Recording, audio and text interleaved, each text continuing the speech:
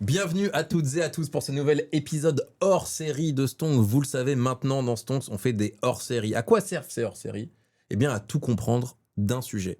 Mais comme on en a marre d'entendre des gens qui n'ont jamais travaillé sur les sujets avant d'en parler sur les réseaux sociaux, ce que je fais, c'est que je fais venir des experts, des expertes, principalement des journalistes qui ont travaillé, approfondi les sujets pour venir nous expliquer comment les choses fonctionnent. Et aujourd'hui, je suis très heureux d'avoir Chloé Voitier, Oui, c'est ça, Voitier. avec moi, qui travaille au Figaro, Oui. qui est... C'est quoi le titre exact? Alors je travaille au Figaro Économie et du coup, je suis rédactrice en chef en charge des pages tech et médias.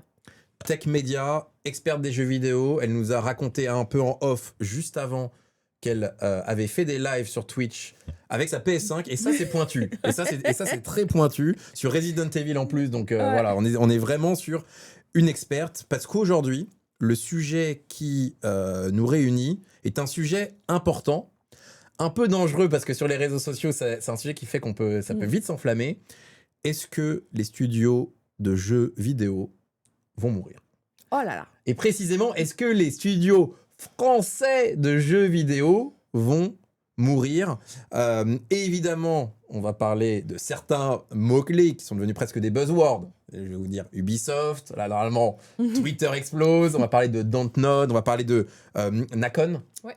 Qui va très très mal. On va peut-être parler un petit peu d'Ankama, mais on va aussi essayer de parler des studios américains, parce qu'il y a du mouvement. On a du Riot Games, on a du EA Electronic Arts avec carrément une revente. Bref, il s'est passé beaucoup de choses sur les 2 dernières années, et je voulais qu'on réponde à cette question, de savoir est-ce que les studios de jeux vidéo vont mourir. Et tu as accepté très gentiment de venir parce que tu as énormément travaillé sur le dossier. Est-ce que tu peux nous parler un petit peu de tes travaux avant qu'on rentre dans le vif du sujet? Dans quel contexte tu t'es mis à suivre le jeu vidéo aussi, ton historique par rapport à ça? Comment t'as amené ça au Figaro? Parce que j'imagine que ça a été un travail de longue haleine. Et puis maintenant, quel est ton suivi du secteur avant qu'on rentre dans le vif du sujet? D'accord. Moi, du coup, ça fait maintenant... oh là, je fais le calcul, mon Dieu, ça fait 15 ans maintenant que je suis journaliste. Et en fait, partout où je sois passée, j'ai toujours traité du jeu vidéo. Parce que juste, je suis joueuse à la base. C'est un sujet, une thématique qui m'intéresse beaucoup. Et qui m'intéresse pas tant sur l'aspect critique, parce que ça, je laisse à d'autres. Plus sur l'aspect, justement, plus business. Business, économie, enfin expliquer un peu les coulisses, comment tout ça se passe en réalité. Et donc, quand je suis arrivée au Figaro, donc c'était il y a 15 ans, on m'a proposé tout de suite, parce qu'on savait, avant je travaillais au Monde, on savait que j'écrivais déjà un peu dessus. On m'a du coup proposé sur le web, continue de faire un peu des papiers sur le jeu vidéo. Parce qu'il y a un truc qu'il faut savoir qui est super important, c'est que le jeu vidéo est traité depuis extrêmement longtemps au Figaro, sur l'angle économique. On sort bientôt, le mois prochain, on va sortir un hors-série dans le cadre des 200 ans du journal. Okay. Et donc, c'est 200 ans là autour de la tech. Et du coup, je me suis plongée dans les archives. Et en fait, j'ai trouvé plein d'articles dans les années 80 qui parlaient du jeu vidéo. 80-90. Donc ça fait vraiment longtemps que c'est traité. Que c'est traité, alors aussi bien sous l'angle, on va dire, sociétal, que un nouveau loisir qui arrive, que aussi sur l'angle business, économique, et notamment aussi l'angle des studios français. Donc ça, j'ai retrouvé des papiers des années 2000 qui expliquaient déjà les crises qu'il y avait eu à l'époque, parce que c'est un secteur qui est traversé par des crises cycliques. Donc voilà, c'est absolument pas nouveau, en fait, que le Figaro traite le jeu vidéo. C'est quelque chose de très ancien. Et donc, je suis très contente de prendre la suite depuis maintenant pas mal d'années. Et donc, au cours de ces 15 dernières années, j'ai suivi aussi bien les lancements de nouvelles consoles que les hauts et les bas, puis les hauts de Nintendo, par exemple. Que les hauts et les très bas de Xbox, que PlayStation, pareil, ça va, ça vient. Parce que, en fait, c'est ça qui est intéressant dans cette industrie, c'est que les gagnants d'aujourd'hui ne sont pas forcément les gagnants de demain, et que les cartes sont tout le temps rebattues. Ça, c'est quelque chose que tu as déjà vu. Je pense que c'est un angle hyper intéressant, parce qu'on a souvent tendance, quand on est dans un secteur de passion, et là c'est le cas, il y en a d'autres, que ce soit l'e-sport, le manga, j'en sais rien, les parcs d'attractions, peu importe, à toujours appeler au downfall du secteur.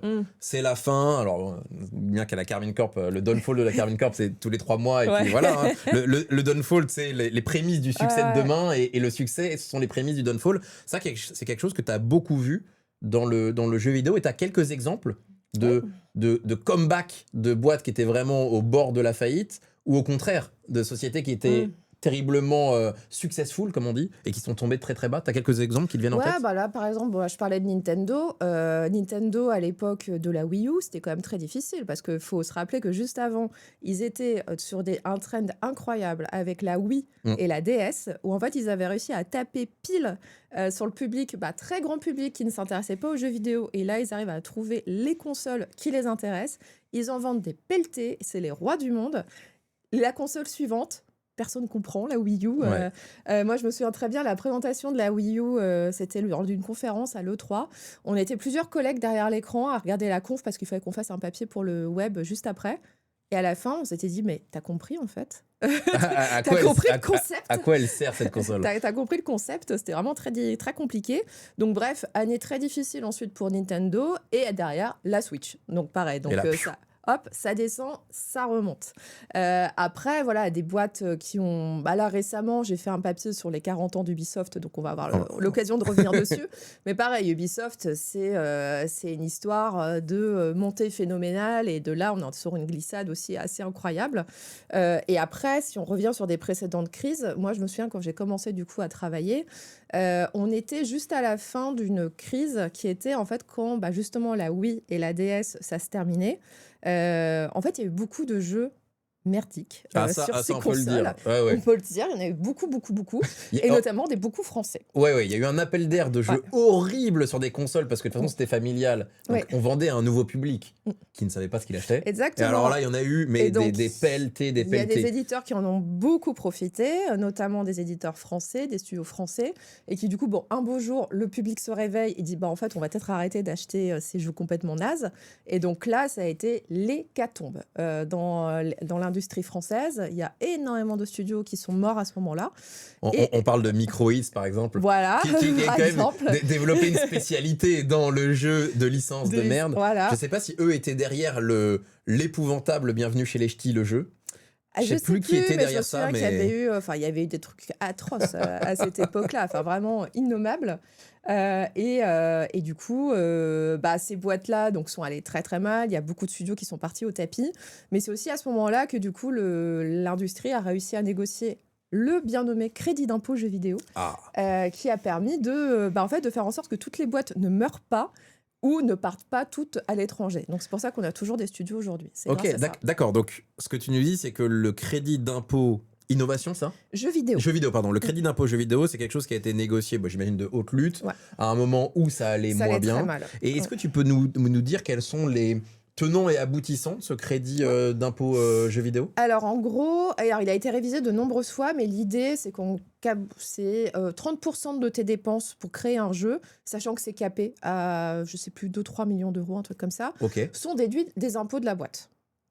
Donc c'est quand même extrêmement intéressant, et donc non seulement ça a permis de retenir des boîtes en France, mais ça a permis, par exemple, Ubisoft s'est mis à refaire du AAA en France, alors qu'avant c'était uniquement au Canada, grâce à ce crédit d'impôt. Parce qu'il fallait forcément que les dépenses soient sur la zone française. Exactement, oui. Ce sont des dépenses en France, alors pas forcément sur des salariés français, mais en tout cas qui résident en France, qui payent leurs impôts en France. Donc c'est pour ça, par exemple, un des derniers Ghost Recon, pas le dernier, mais l'avant-dernier, il a été fait à Paris parce que grâce au crédit d'impôt. D'accord. Et ce crédit d'impôt, ce qui est intéressant, c'est qu'il a été révisé plusieurs fois, parce qu'à la base, en fait, il fallait qu'il y ait le vernis culturel. Donc voilà, on ne pouvait pas quand même donner de l'argent à des jeux s'il n'y avait pas le côté exception française, culture européenne, blablabla. Et quels étaient les critères de ce qu'est la culture C'était extrêmement vague. Oui, j'imagine. C'était extrêmement vague, mais en gros, c'était ça, plus il ne faut pas des jeux violents, s'il vous plaît, etc. Donc, ça a été révisé plusieurs fois pour notamment enlever le côté, oui, les jeux violents sont éligibles. Grosso modo, les jeux qui sont classés 18+, peuvent être éligibles au crédit d'impôt, parce que l'industrie a expliqué, en fait, le gros du marché, ça se fait quand même sur ces jeux-là. Donc, si on reste que sur le créneau jeux culturels, éducatifs, etc., ça va pas suffire. Ça va pas le faire. Donc ça a été initié notamment pour protéger, ou en tout cas pour accompagner les studios français qui étaient un petit peu en perdition. C'est quoi aujourd'hui l'état de l'art des studios jeux vidéo français? Évidemment, il y en a plein, parce qu'il y a plein de micro-studios, mais parlons déjà des studios. Donc on a des plus gros. Des plus gros. C'est quoi la situation un petit peu de chacun? Alors, je vais juste faire d'abord une cartographie, parce qu'après, si on rentre dans le détail, on n'a Bien pas sûr. fini. En gros, alors, au sommet de la pyramide, il y a Ubisoft. Oui. Ubisoft, c'est le premier employeur en France dans le jeu vidéo. D'accord. De mémoire, je crois qu'ils emploient 2500 personnes en France. France. Ouais, uniquement en France. Parce qu'ils ont des studios un peu partout dans le pays. Ils en ont à Saint-Mandé. Saint-Mandé, Montreuil, donc en région parisienne. Ils ont Lyon, ils ont Montpellier, ils ont Bordeaux, ils ont Annecy. Donc ça fait déjà du peuple. Et il y a aussi le siège mondial d'Ubisoft qui est en région parisienne également. Donc ça, c'est vraiment le numéro 1. Et en fait, Ubisoft a aussi une petite réputation qui est d'être un peu la pouponnière du jeu vidéo. Parce que D'accord. généralement, quand on sort d'école de spécialisée, très souvent, on commence par un stage chez Ubisoft ou on fait son premier emploi chez Ubisoft. Et après, les gens partent d'Ubi, fondent leur propre boîte. Ok. Donc c'est pour ça que quand vous parlez à un professionnel du jeu vidéo français, dans 99% des cas, il va Il- vous dire « je suis passé par Ubisoft ». Ouais, tout le monde passe par là. Tout le Ok. monde c'est un peu la formation, la formation de tout le secteur français. Ça, c'est bon, ça, c'est le numéro 1. C'est le numéro 1. Ensuite, la structure numéro 2, c'est celle qui va très mal en ce moment aussi. C'est Nekon ou Nacon, on dit un peu comme on veut, Au choix. au choix. Et en fait, Nekon, c'est une structure qui s'est fondée assez récemment, qui, en gros, à la base, c'est une boîte lilloise qui s'appelle Big Ben Interactive. Ah, c'est eux. C'est eux. Et en fait, Big Ben, vous les connaissez peut-être parce que c'est eux qui vendent plein d'accessoires pour les consoles de jeux. Donc, par exemple, à la grande époque, Wii, DS, 3DS, les petites sacoches pour ranger votre console. Bon, il y avait l'officiel Nintendo, mais il y avait surtout beaucoup de pochettes, de sacoches, pardon, Big Ben. Ils font aussi des manettes, ils font des périphériques, ils font plein de choses pour les PC, etc., etc. Donc, Mais ils faisaient aussi des jeux? alors, à cette époque-là, non, c'était uniquement du périphérique. Pardon, périphérique plus accessoires. Et ensuite, ils ont fondé Nekon. C'est une création assez récente, hein. Et donc là, ils se sont dit, bah, on va faire aussi de l'édition de jeux, en fait, tant qu'à faire. Donc, on va faire de l'édition. Et donc, au début, c'était on finance des jeux. Et après, ça a été on rachète plein de boîtes. Et en fait, on y reviendra en profondeur après. Ouais. C'est pendant la crise du Covid où le secteur du jeu vidéo s'est envolé comme jamais. Ouais. C'est là ils ont fait les hippogloutons et donc ils ont racheté à peu près tout ce qui passait Ok. sur le marché français et à des prix parfois quelque peu excessifs. J'imagine qu'ils ont acheté par de la dette. Ouais. Parce que c'est ça toujours, en tout cas souvent le truc, c'est que on n'achète pas avec de l'argent qu'on a, on doit emprunter. Ce qui nous impose à un moment de générer des revenus. Donc si ce qu'on achète, ça floppe, là c'est une catastrophe. Et J'imagine qu'on est... On est un peu sur cette situation-là. Et donc, ils ont racheté donc, des studios comme Cyanide, en français, Cyanide Spiders, qui là, du coup, vient de fermer ses portes. Ils ont Pastèque aussi, en récent. Et est-ce que tu peux nous dire juste s'il y a un jeu un peu phare de chacun des studios? Cyanide, par exemple, c'est eux qui sont derrière le jeu de cyclisme, non? Ouais. Tour de France. Pro Cycling. Pro Cycling Simulator. C'est ça, ouais, un truc comme ça. Donc, ils font ça. Après, Spiders, ils ont fait Gridfall, qui est un jeu de rôle. Styx, ouais, merci. Midgard Studio aussi. Alors ça, c'est un studio qui fait aussi du RPG, donc du jeu de rôle japonais. Donc, ils ont fait Edge of Eternity. Donc ça aussi, bon là, ils sont en vente. Enfin bref, de toute façon, on va faire grosso modo, ils sont tous en vente. Le fichier Excel, le fichier Excel, c'est tout à vendre. Tout là. est en vente. Donc ça, voilà, ça c'est les deux plus gros employeurs du secteur. Nekon, c'est 700 personnes en France. D'accord. Voilà. Et ensuite, après, c'est une galaxie de structures. Donc, on a des éditeurs. Par exemple, on a Plugin Digital, qui est dans le sud de la France, qui sont à Montpellier. Donc, eux, c'est un éditeur de jeux vidéo, éditeur-distributeur. Donc, eux, qui sont plutôt sur des jeux indépendants, jeux à petit ou moyen budget. Et après, vous avez des centaines et des centaines de studios indépendants. Voilà. Et ça, c'est vraiment le gros du marché. Tu cites pas Dontnod? Ah oui, pardon, je les ai oubliés. C'est un des gros? Ouais, Dontnod. Alors, c'est, on va dire, un des gros représentants du jeu vidéo français. Alors pareil, Dontnod, sacrée histoire. C'est parce qu'ils sont passés à peu près par toutes les étapes. Ils sont passés par ça va, à notre premier jeu se plante, donc on est en redressement judiciaire, à ça va mieux parce qu'on sort Life is Strange, ça nous sauve, à du coup, on lève plein d'argent, et donc on va en bourse, et donc on se lance dans plein de projets, sauf que les jeux se vendent pas. Et du coup, l'année dernière, on a fait un PSE. Ok, Voilà. donc plan de sauvegarde. Plan de sauvegarde de l'emploi parce que en fait, la boîte va pas très très bien. On parle d'Ankama. Ankama, ouais. Alors, Ankama, eux, c'est assez particulier, Ankama. Parce qu'Ankama, c'est vraiment le représentant de ce qu'on appelle le transmédia. Ouais. Donc, parce qu'Ankama, donc, ils font certes du jeu vidéo avec Dofus, évidemment, Dofus Waku, mais ils font surtout du dessin animé.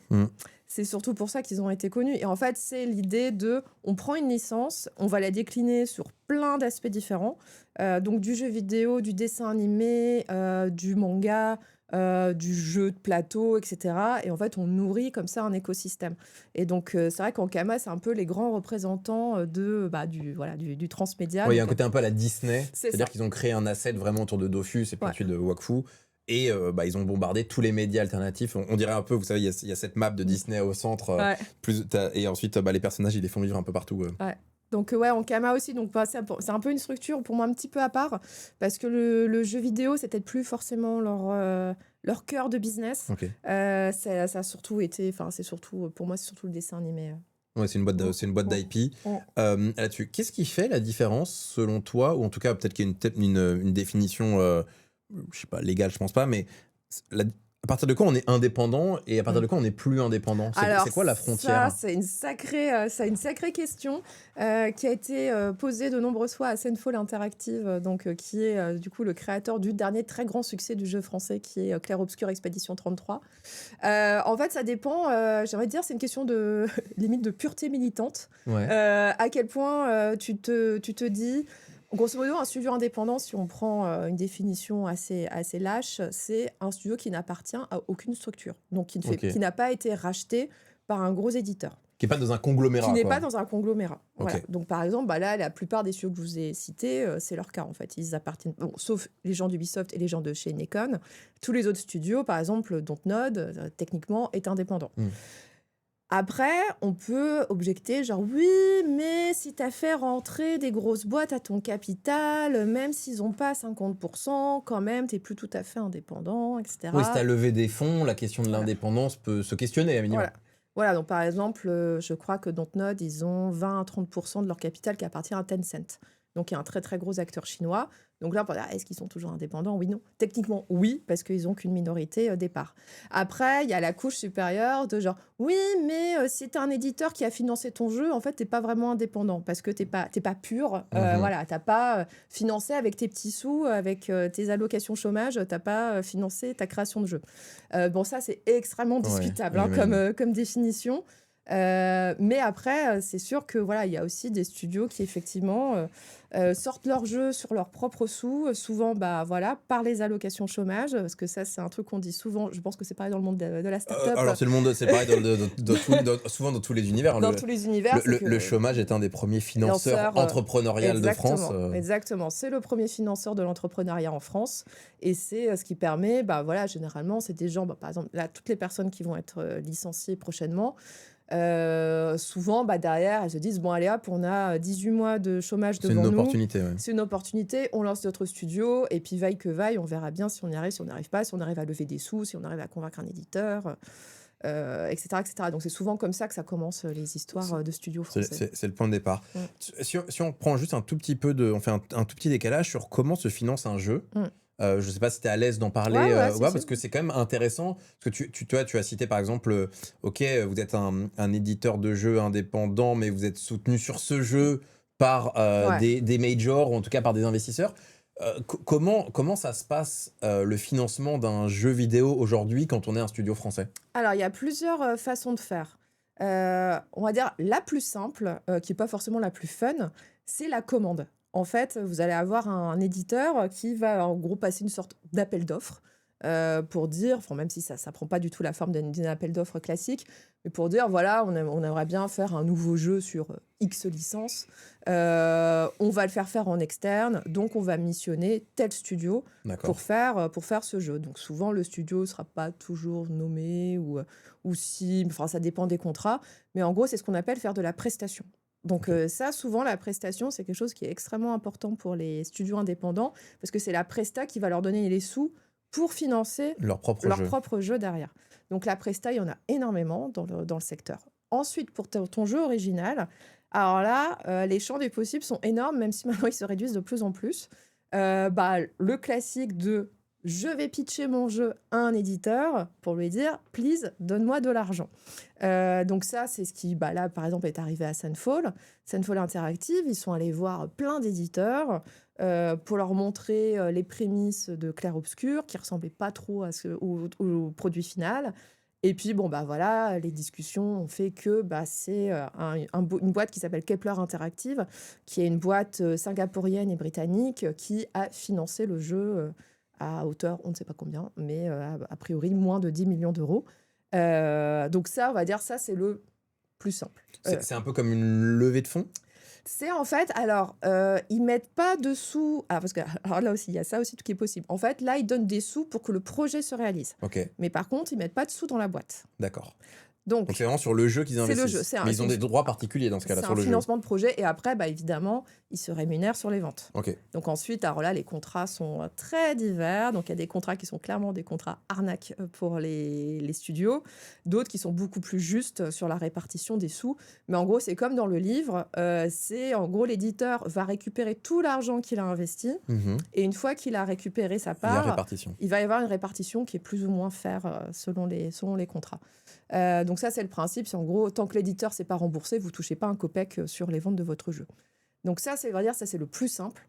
Ensuite, là, je vais essayer de rester très simple, mais en gros, vous pouvez chercher des éditeurs, mais qui vont mettre juste un tout petit peu, qui vont dire genre, ouais, mais en fait, on n'a pas envie de mettre trop, donc on va juste financer la toute fin de production. Ok. Pour le reste, débrouillez-vous. Ça va être peut-être faire du financement participatif Le crowdfunding. qui va permettre aussi de faire de l'early access, donc mettre ton jeu à disposition. Il n'est pas fini, mais à disposition des fans qui vont acheter. Et en fait, du coup, ça permet de financer la suite de production. Et ensuite aussi, alors là, tu vas aussi faire rentrer des investisseurs à ton capital. Mais là, c'est une levée de fonds classique Ça, c'est une levée de fonds boîte. classique, ouais. D'accord. Et puis j'imagine que derrière, il y a plein d'alternatives. Et j'ai oublié les aides publiques également. Les aides publiques, et les aides publiques aussi. Qui participent là-dessus. Dans la myriade des éditeurs, il y a des studios. Parce que, on l'a compris, studio éditeur, c'est pas la même chose. Et distributeur, c'est des choses qui n'ont absolument rien à voir. Enfin, certains sont des studios et éditeurs. C'est le cas d'Ubisoft, j'imagine. Voilà, en fait, Ubisoft, il y a à la fois un éditeur et aussi un producteur de jeux parce qu'ils ont des studios internes. Là où forcément certains ne sont pas les deux. Tous les studios n'ont pas besoin d'éditeurs. Dans le chat, par exemple, on parle du studio de Zerator, qui lui, j'imagine, n'a pas d'éditeur et va directement produire le jeu et puis le mettre sur les plateformes de vente. Ouais, alors ça, en fait, c'est un gros mouvement qui a commencé il y a une dizaine d'années. C'est de se dire, les éditeurs, on n'en a pas besoin. On va trouver des sous de notre côté. On va s'occuper nous-mêmes du marketing, de la distribution, de la communication. Ce qui a bien fonctionné pendant un temps, qui aujourd'hui est quand même extrêmement acrobatique comme choix. Parce qu'il y a beaucoup de concurrence. Parce qu'il y a énormément de concurrence. Il y a des milliers de jeux qui sortent chaque année. Donc, si vous voulez exister, juste pour qu'on sache que vous existiez, ça demande quand même des moyens. Ça demande un savoir-faire et généralement, quand on est 5 dans un studio, on n'est pas forcément un as de la communication sur les réseaux sociaux, on n'est pas forcément un as du marketing, on ne connaît pas forcément... Alors ça, c'est un métier qui est totalement inconnu, mais qui est pourtant extrêmement important.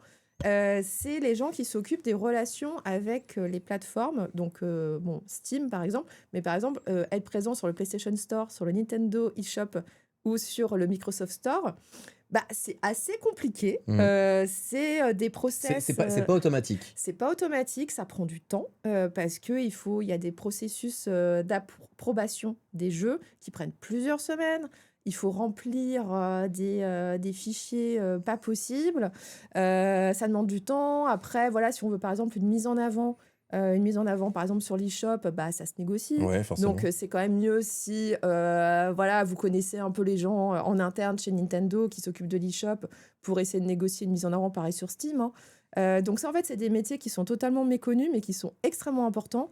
Et peut-être qu'on sous-estime, en fait, quand on se lance en solo en disant genre, ouais, c'est bon, je vais m'occuper de tout, il n'y a pas de problème, je vais faire 3 tweets et quelques lives et ça ira bien. En fait, c'est plus difficile que ça en a l'air. C'est l'air. un peu plus compliqué que ça. Même si j'imagine que c'est devenu plus simple du fait que les jeux vidéo ne s'achètent plus en magasin. Alors, il y a toujours des gens qui vont dire oui, encore un petit peu, bien sûr, mais c'est devenu presque un acte militant d'aller acheter son jeu dans une boutique, qu'elle soit indépendante ou une major comme la Fnac.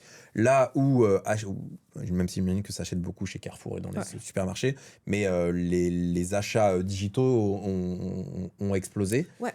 On en est à peu près, le ratio, c'est... alors, pas sur PC, parce que sur PC, c'est que du digital, mais sur console, on en est maintenant en moyenne à 60% des achats en digital, 40% en physique. Donc, ça a vraiment complètement changé les choses. Et ces plateformes-ci ne sont pas des plateformes algorithmées, hein, à la YouTube ou à la TikTok. C'est-à-dire que Steam, tu tombes pas sur un jeu par hasard. Et pareil sur PlayStation Store et compagnie. J'imagine que c'est une sacrée bataille pour être mise en avant. Parce qu'en fait, il y a les mises en avant, on va dire, qui sont faites à la main, pour dire, tel jeu, on va le pousser, etc. etc. Mais il y a aussi, il y a quand même un peu l'algorithmique, notamment sur Steam. Alors, c'est pas forcément en fonction de ce que vous aimez, c'est plus en fonction de ce qui fonctionne. Et en fait, si vous allez sur LinkedIn, par exemple, vous allez tomber sur des tonnes d'experts qui vont vous dire genre non, mais alors maintenant, si vous voulez être sûr que vous soyez pris par l'algorithme LinkedIn, sur Steam, il faut faire ça.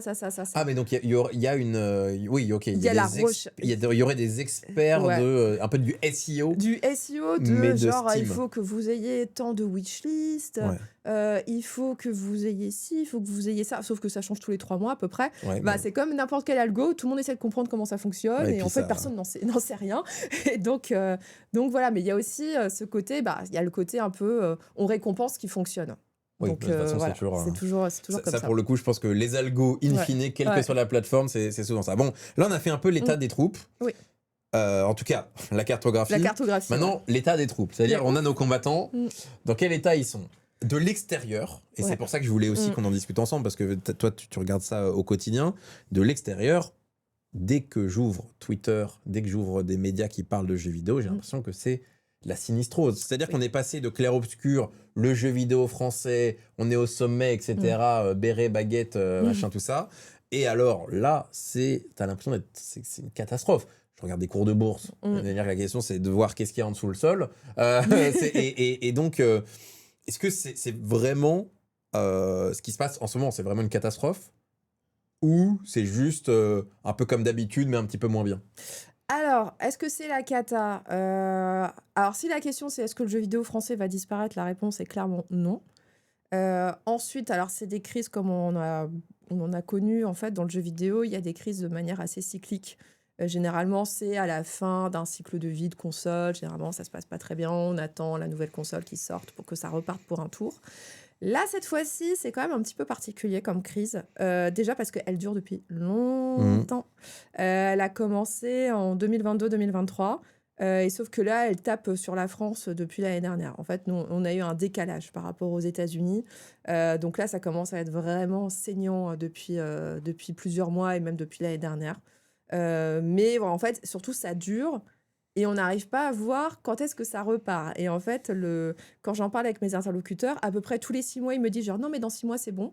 Et 6 mois après, genre non, mais dans 6 mois, c'est encore dans 6 mois. Dans 6 mois, ce sera bon. Mais quand t'en parles, il y a un marqueur, parce que par exemple pour Ubisoft, on pourrait se dire, bon bah là, il y a beaucoup d'investissements marketing, et puis on sent qu'il y a un truc qui se passe autour de la réédition, remasterisation de Black Flag, Assassin's Creed, et on se dit, bon ok, ça peut être le point de départ qui relance le truc, mais est-ce que c'est vraiment comme ça? C'est vraiment un jeu qui va relancer la machine? Ça se joue jeu par jeu, la vie d'un studio? Alors ça peut. Il y a des jeux qui sauvent un studio. Et ça, par exemple, je citais Dontnod tout à l'heure. Heureusement qu'ils ont eu Life is Strange, parce que sinon, Dontnod, je pense que ça aurait été une affaire pliée il y a une dizaine d'années. Et Ubisoft aussi. Enfin, Ubisoft a également eu des jeux qui les ont propulsés.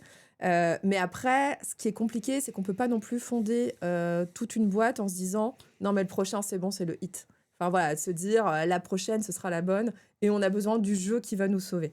Et ça arrive, hein, effectivement, le jeu qui sauve, c'est arrivé à peu près à toutes les grandes boîtes du jeu vidéo, mais après, voilà, c'est quand même trop imprévisible, en fait, pour fonder toute une stratégie. Sachant que c'est très long de sortir un jeu, donc en fait, le jeu qui sauve, là, aujourd'hui, c'est soit un jeu qui est déjà quasiment abouti, soit un truc qui sort dans 2 ans, donc en fait, ou 3 ans.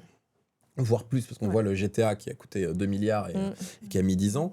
Mais en fait, j'ai l'impression que c'est structurel. C'est-à-dire que le système est pensé, l'industrie du jeu vidéo, à minimum en France, mais j'ai l'impression que c'est dans le monde entier, est pensé pour en fait être en crise permanente. Où en fait, la fin d'une crise, c'est une paix vers la prochaine. Ouais, et ainsi de suite. Et ainsi de suite. Il y a des crises très régulières, mais là, voilà, je trouve que celle-là, elle se démarque par sa durée et par sa violence. Et c'est quoi les impacts alors de cette crise concrètement ? Alors, concrètement... Quels sont les studios qui ont fermé ? Comment chacun s'est un peu sauvé ou pas ? Alors, là, je vais pas faire la revue exhaustive, mais en gros... Sur les gros au moins. Non, mais en gros, comment ça s'est traduit ? Ça s'est traduit... En fait, c'est sur le front de l'emploi, c'est là où on le voit le mieux. C'est soit, on arrête de recruter. Voilà, on gèle les recrutements, terminé. Soit on gèle le recrutement et on renouvelle pas les CDD et les alternants au revoir, les stagiaires pareil, donc en gros on fait baisser tout doucement les gens qui partent, on les remplace pas, donc ça permet de faire baisser le nombre de salariés d'une boîte sans procéder à des licenciements. C'est juste que voilà, on ferme le robinet et les gens qui partent ils seront pas remplacés. Ensuite, il y a les plans sociaux. Ça y est, qu'on commence à voir un peu partout. Donc là, il y en a un chez Kiloton qui a été annoncé, qui va être annoncé normalement cette semaine.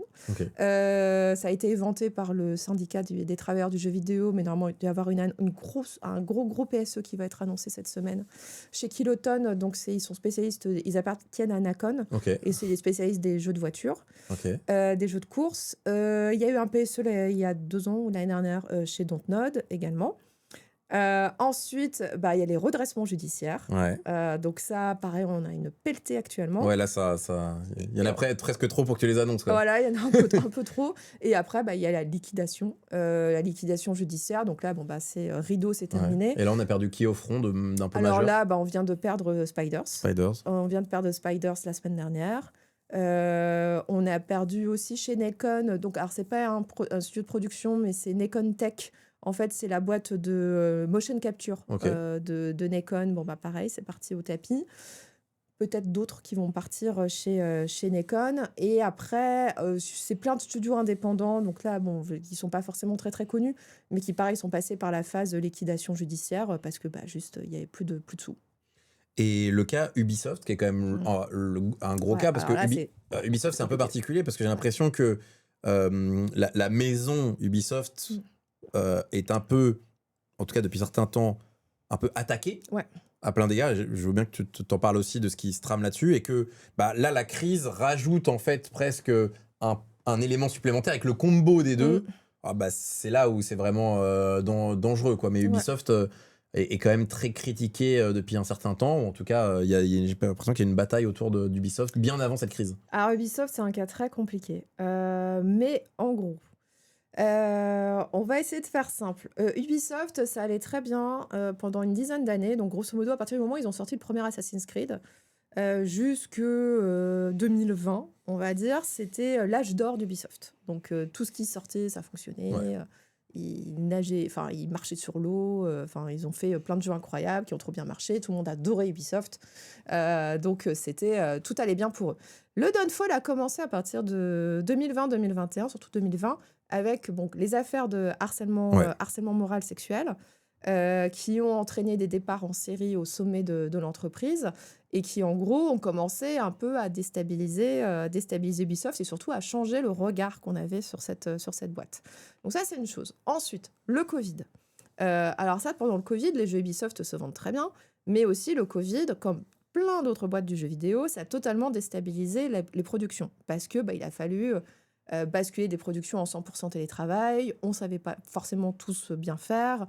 Ça a été un peu chaotique pour terminer des productions.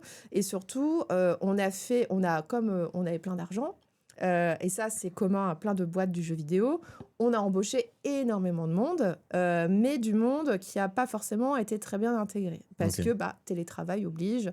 Les gens qui se sont jamais vus de leur vie, qui travaillent à des centaines de kilomètres l'une de l'autre. Et je sais qu'en interne, des gens disent que ça a aussi participé au fait que peut-être les productions Ubisoft sont pas tout à fait ce qu'elles étaient parce que il manquait un peu le côté culture de boîte, culture Ubi chez toute une nouvelle génération de salariés qui, de manière juste structurelle, pouvaient pas être intégrés comme ils l'étaient forcément au début. Donc il y a ça. Ensuite, surtout, le problème, c'est les jeux. Parce qu'en fait, le jeu vidéo, ça reste une industrie de contenu. Donc, c'est comme la musique, c'est comme le cinéma. Si vos films, si vos musiques sont nulles, sont pas bonnes, en tout cas ne rencontrent pas leur public, en fait, ça fonctionne pas. Donc, surtout d'autant plus quand tu as une formule, parce qu'on pourrait, dans ce que tu dis, j'ai tout de suite des comparables, même dans d'autres secteurs. Les problématiques que tu évoques de management toxique, de licenciement, de télétravail où il n'y a plus de culture d'entreprise, ou en tout cas plus la même chose, etc. Ça, c'est dans les startups. Là, on regarde beaucoup Facebook qui a viré des tonnes de gens. Il fallait voir combien ils en ont recruté avant. Donc, en fait, quand tu fais le différentiel, parce que souvent, et ça pour le public qui regarde ou qui écoute, c'est important, quand vous voyez aussi des départs en pagaille dans certaines boîtes, regardez sur un spectre très long. Parce que parfois, il y a 1000 qui partent, mais il y en a eu 10 000 qui sont venus dans les 2 ans. Chez Ubi, c'est pareil. Et voilà, dans ce genre de boîte en général. Mais le second élément, c'est aussi, et tu fais bien de parler aussi du monde du cinéma. Par exemple, on pense à Marvel, qui avait trouvé une formule où globalement, il sortait un film, ça faisait 700 millions de dollars. Mais quelle que soit la saveur réelle du plat, quoi. Et parfois, c'était vraiment dégueulasse et bien réchauffé. Au bout d'un moment, la recette fonctionne plus. Et dans ce que tu dis, il y a un peu un truc de un moment, ça coince. En fait, le truc, c'est ce qu'on reproche à Ubisoft, c'est que justement, la recette est un peu répétitive. Et que, en fait, alors, Ubisoft, ils sont quand même à l'origine de l'open world, en tout cas de l'open world tel qu'on le connaît, l'open world AAA. Ça a été popularisé par Ubisoft, c'est eux qui ont un peu posé les jalons que toute l'industrie a copié ensuite. Sauf qu'après, ils se sont un peu reposés sur leur laurier et les jeux Ubi se suivent et se ressemblent terriblement. Donc, ce qui fait qu'au bout d'un moment, il y a eu beaucoup de lassitude du public et donc les jeux, naturellement, se sont beaucoup moins bien vendus au fur et à mesure des années. Sauf que, en fait, un jeu demande aujourd'hui beaucoup plus de temps et beaucoup plus d'argent. C'est quoi à peu près le temps nécessaire pour sortir un triple A entre le moment où c'est plusieurs années? Faut tabler sur 5 ans. 5 ans. Ouais, 4 à 5 ans. Et ça coûte combien un jeu, par exemple, un jeu Ubisoft? Faut compter alors hors marketing, plusieurs dizaines de millions d'euros. Et après, il faut rajouter le marketing, ça peut doubler la somme. Okay. Donc, c'est quand même des investissements conséquents. Et en fait, le problème, c'est qu'en fait, on est sur un effet ciseau. C'est que vos jeux coûtent de plus en plus cher à produire. Ils se vendent moins. Et pourquoi est-ce qu'ils se vendent moins aussi? Donc, du coup, c'est beaucoup plus difficile de les rentabiliser. Et ils se vendent moins aussi parce que, en fait, l'offre est pléthorique et que vous n'avez pas forcément... Alors, les gens vont peut-être aussi acheter autre chose. Mais le problème, c'est ça. C'est que les jeux coûtent plus cher, ils se vendent un petit peu moins. Ah, dommage, en fait, la marge bénéficiaire, elle commence à être toute petite. Voire, en fait, vous l'avez pas et vous allez perdre de l'argent sur un jeu que vous aurez mis 5 ans à produire. Et donc, qu'est-ce que vous faites après? Quand vous êtes américain, vous faites une charrette. Voilà. Le crunch. Vous virez des gens. Ah, c'est ça la charrette. La charrette, vous virez des gens. C'est genre, votre jeu vient... On a vu ça beaucoup chez Electronic Arts, par exemple. C'est votre jeu vient d'être lancé, ça se passe pas très bien. Qu'est-ce qu'on fait? On vire 1000 personnes et puis. On compense tout de suite. Ça va pas le faire, on compense. Ok. Et ça, Ubisoft l'a fait également? Alors non, Ubisoft, en fait, Ubi historiquement n'aime pas les licenciements. C'est pour ça en ce moment, ce qui se passe, c'est vraiment une grosse rupture dans leur culture d'entreprise. C'est une boîte, j'ai envie de dire, ça reste quand même une boîte française au fond d'elle. Et ça reste surtout une boîte familiale, parce que ça, c'est la particularité d'Ubisoft. C'est une boîte c'est toujours 5 frères qui sont à la tête du groupe. C'est des gens, quand on regarde le sommet d'Ubi, c'est des gens qui sont là depuis le début, qui sont là depuis 40 ans. En fait, pour moi, Ubisoft, c'est une grosse PME, mais qui a énormément grossi. Mais en tout cas, ils ont gardé un peu l'esprit PME. Et donc, autant dire que faire des licenciements comme ça, dès qu'il y a un jeu qui se plante, c'était pas du tout dans leur culture. Et sauf que là, ils y sont un petit peu, beaucoup même contraints. Et c'est pour ça que depuis 1 an, on voit qu'ils ont, disons, la gâchette beaucoup plus facile pour fermer des studios un peu partout dans le monde, pour dire, ce studio-là, ça fonctionne pas, hop, on arrête les frais, on ferme tel ou tel studio. Généralement, c'est des petits studios. mais c'est quelque chose qu'ils n'avaient jamais fait. Est-ce que tu penses, alors sujet sensible, alors évidemment le chat va s'activer dès que je vais parler de quoi tu vas parler. de ce sujet-ci, mais l'idée n'est pas d'avoir ton point de vue sur ce côté politique, si ou pas, c'est est-ce qu'on peut dire que tous les débats, toutes les discussions plus ou moins houleuses sur le côté progressiste, woke, pas woke, mascu, pas mascu, etc., autour d'Ubisoft ont participé à ces difficultés ou c'est marginal dans l'ensemble des difficultés vécues par le groupe? Alors, selon moi, d'un point de vue économique, ça reste marginal, parce que notamment le grand public, celui qui achète Assassin's Creed, bon, autant dire que les polémiques sur Twitter, ça lui passe complètement dessus. Donc je pense c'est pas ça qui joue. Par contre, je sais que ça a beaucoup joué sur le moral des troupes. Okay. En interne, l'impact est lourd. L'impact est très très lourd. Les gens le vivent extrêmement mal, toutes ces critiques, notamment parce que ils estiment que ce sont des critiques souvent pas fondées, ou en tout cas surexagérées dans la quête du rich. Voilà. Donc, et ça va pas aller très très loin. Il y a des menaces de mort, etc., contre certains salariés d'Ubisoft. Donc, c'est des choses qui sont très, très mal vécues en interne et qui sont aussi très mal vécues parce que beaucoup de salariés estiment que leur direction ne les a pas suffisamment défendus, en fait, face à toutes ces attaques. Donc, même si là, je sens là, depuis quelques mois, Ubi est en train de se reprendre là-dessus. Et ils ont une communication, je trouve, beaucoup plus fine sur les réseaux sociaux. Beaucoup plus trollesque, et ça, ce qu'ils ne faisaient pas, c'est qu'en fait ils avaient peur, et donc ils ne savaient pas comment gérer. Mais c'est important ce que tu dis. C'est vrai qu'en termes de communication, on a senti, moi qui était assez neutre sur les studios, c'est-à-dire que j'ai pas d'affinité particulière avec un studio, mais il y a des jeux que j'aime beaucoup. On a senti que il y avait un peu la politique de l'autruche, c'est-à-dire de se dire. Ce qui est la stratégie de toutes les agences RP basiques. On se tait et puis on attend que ça passe. Ce qui est une stratégie qui ne marche plus en 2025, 26, 24, 23. J'en avais déjà parlé par exemple sur la Carmine Corp. Où aujourd'hui on est dans un monde où si tu quittes le combat, et en fait tu le perds. Et donc il faut y aller. C'est vrai que depuis certains temps, notamment autour de Black Flag, j'ai l'impression que ça a donné un peu de corps les 1 million de wishlist, parce que le jeu, a priori, est en passe d'être un énorme hit, en tout cas salvateur pour la maison. C'est vrai que là, je commence à avoir des tweets de ils vont prendre un mec qui un peu les trolls, les chahutes, et ils vont se foutre de sa gueule. Et je me suis dit, ah ouais, ok, on passe un cap. Là, en fait, c'est depuis quelques mois, là, ils ont repris un peu du poil de la bête sur la communication. Après, des années où juste, comme tu disais, ils disent rien.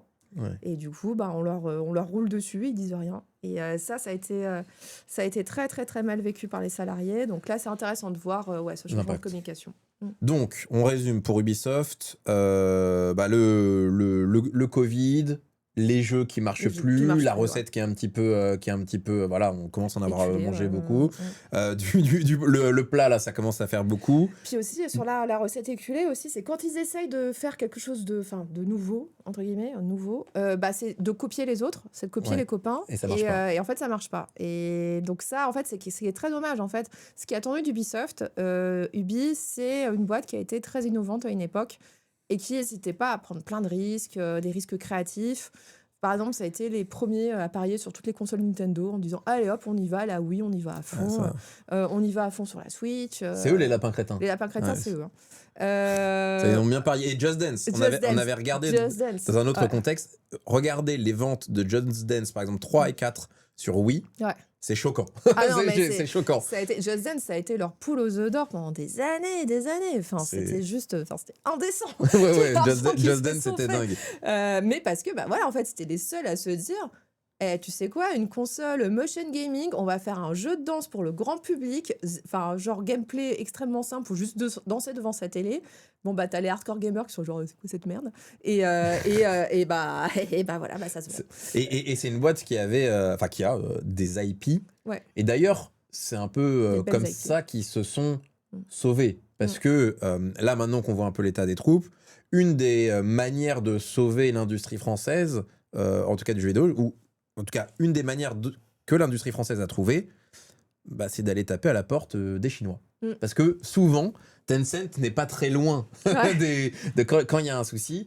Et Tencent a un peu fait ses courses partout, notamment chez Ubisoft. En fait, ce qui s'est révélé être le trésor de guerre d'Ubisoft, c'est vraiment les IP, en fait. Alors pour Tencent, je veux bien faire un petit récap un peu de ce qui s'est passé. Ouais. En gros, pour comprendre Tencent, l'arrivée de Tencent au capital d'Ubisoft, il faut remonter un peu plus loin. Il faut remonter en 2016, si je dis pas de bêtises, à une époque où un certain Vincent Bolloré est rentré au capital d'Ubisoft.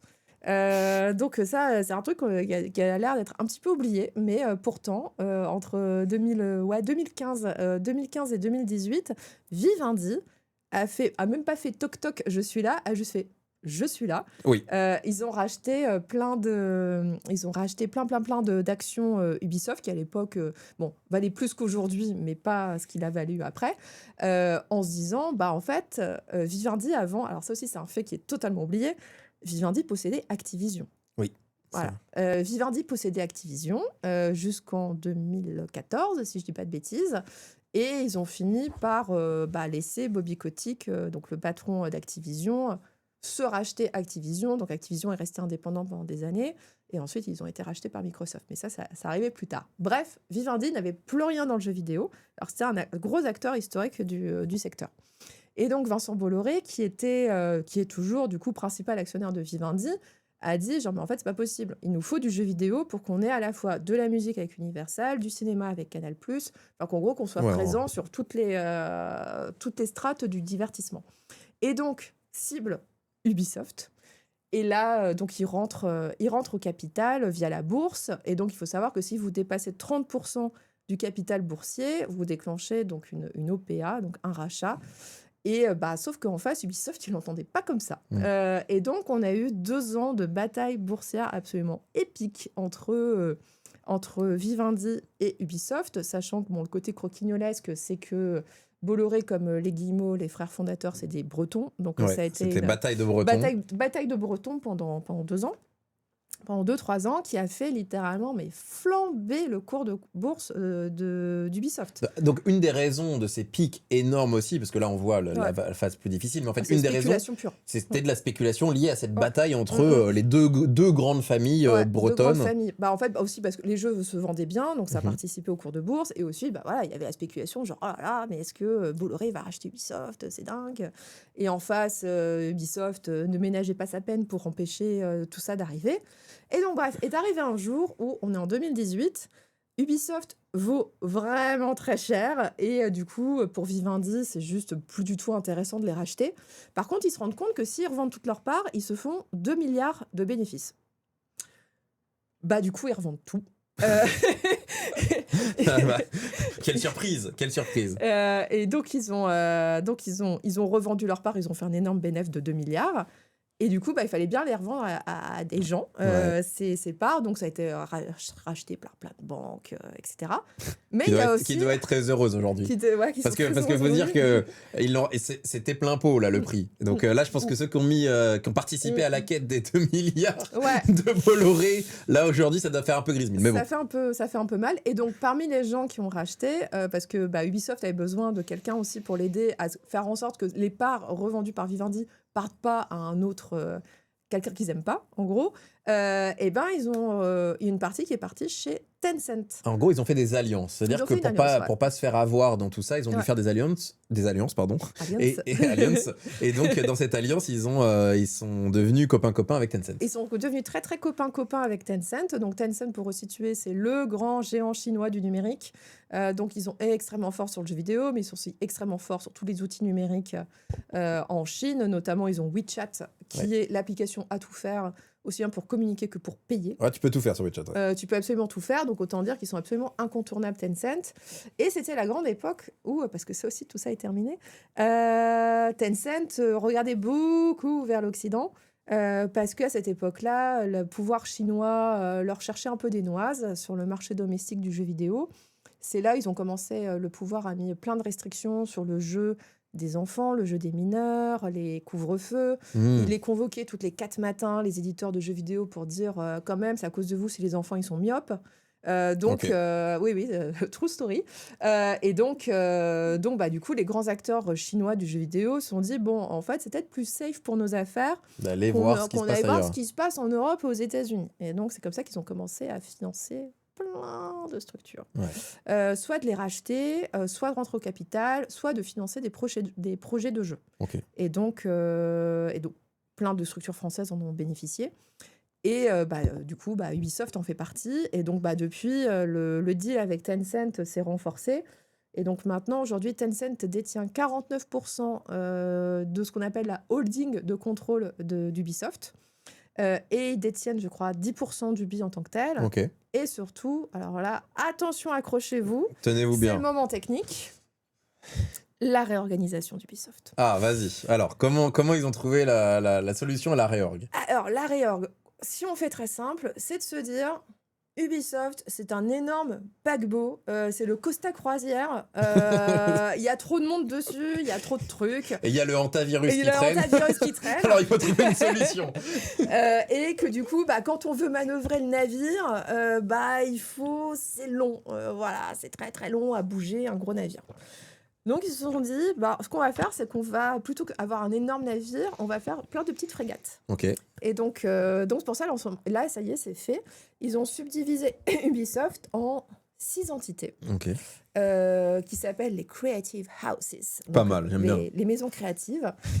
Et donc l'idée, c'est que chaque maison va gérer certaines IP d'Ubisoft et va posséder certains studios au sein d'Ubisoft.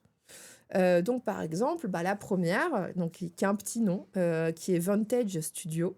Les autres, pour le moment, c'est 2, 3, 4, 5, 6. Ok. Ils contrôlent. C'est pas ils contrôlent. Ils vont gérer les licences Assassin's Creed, Far Cry et Rainbow Six. Ok.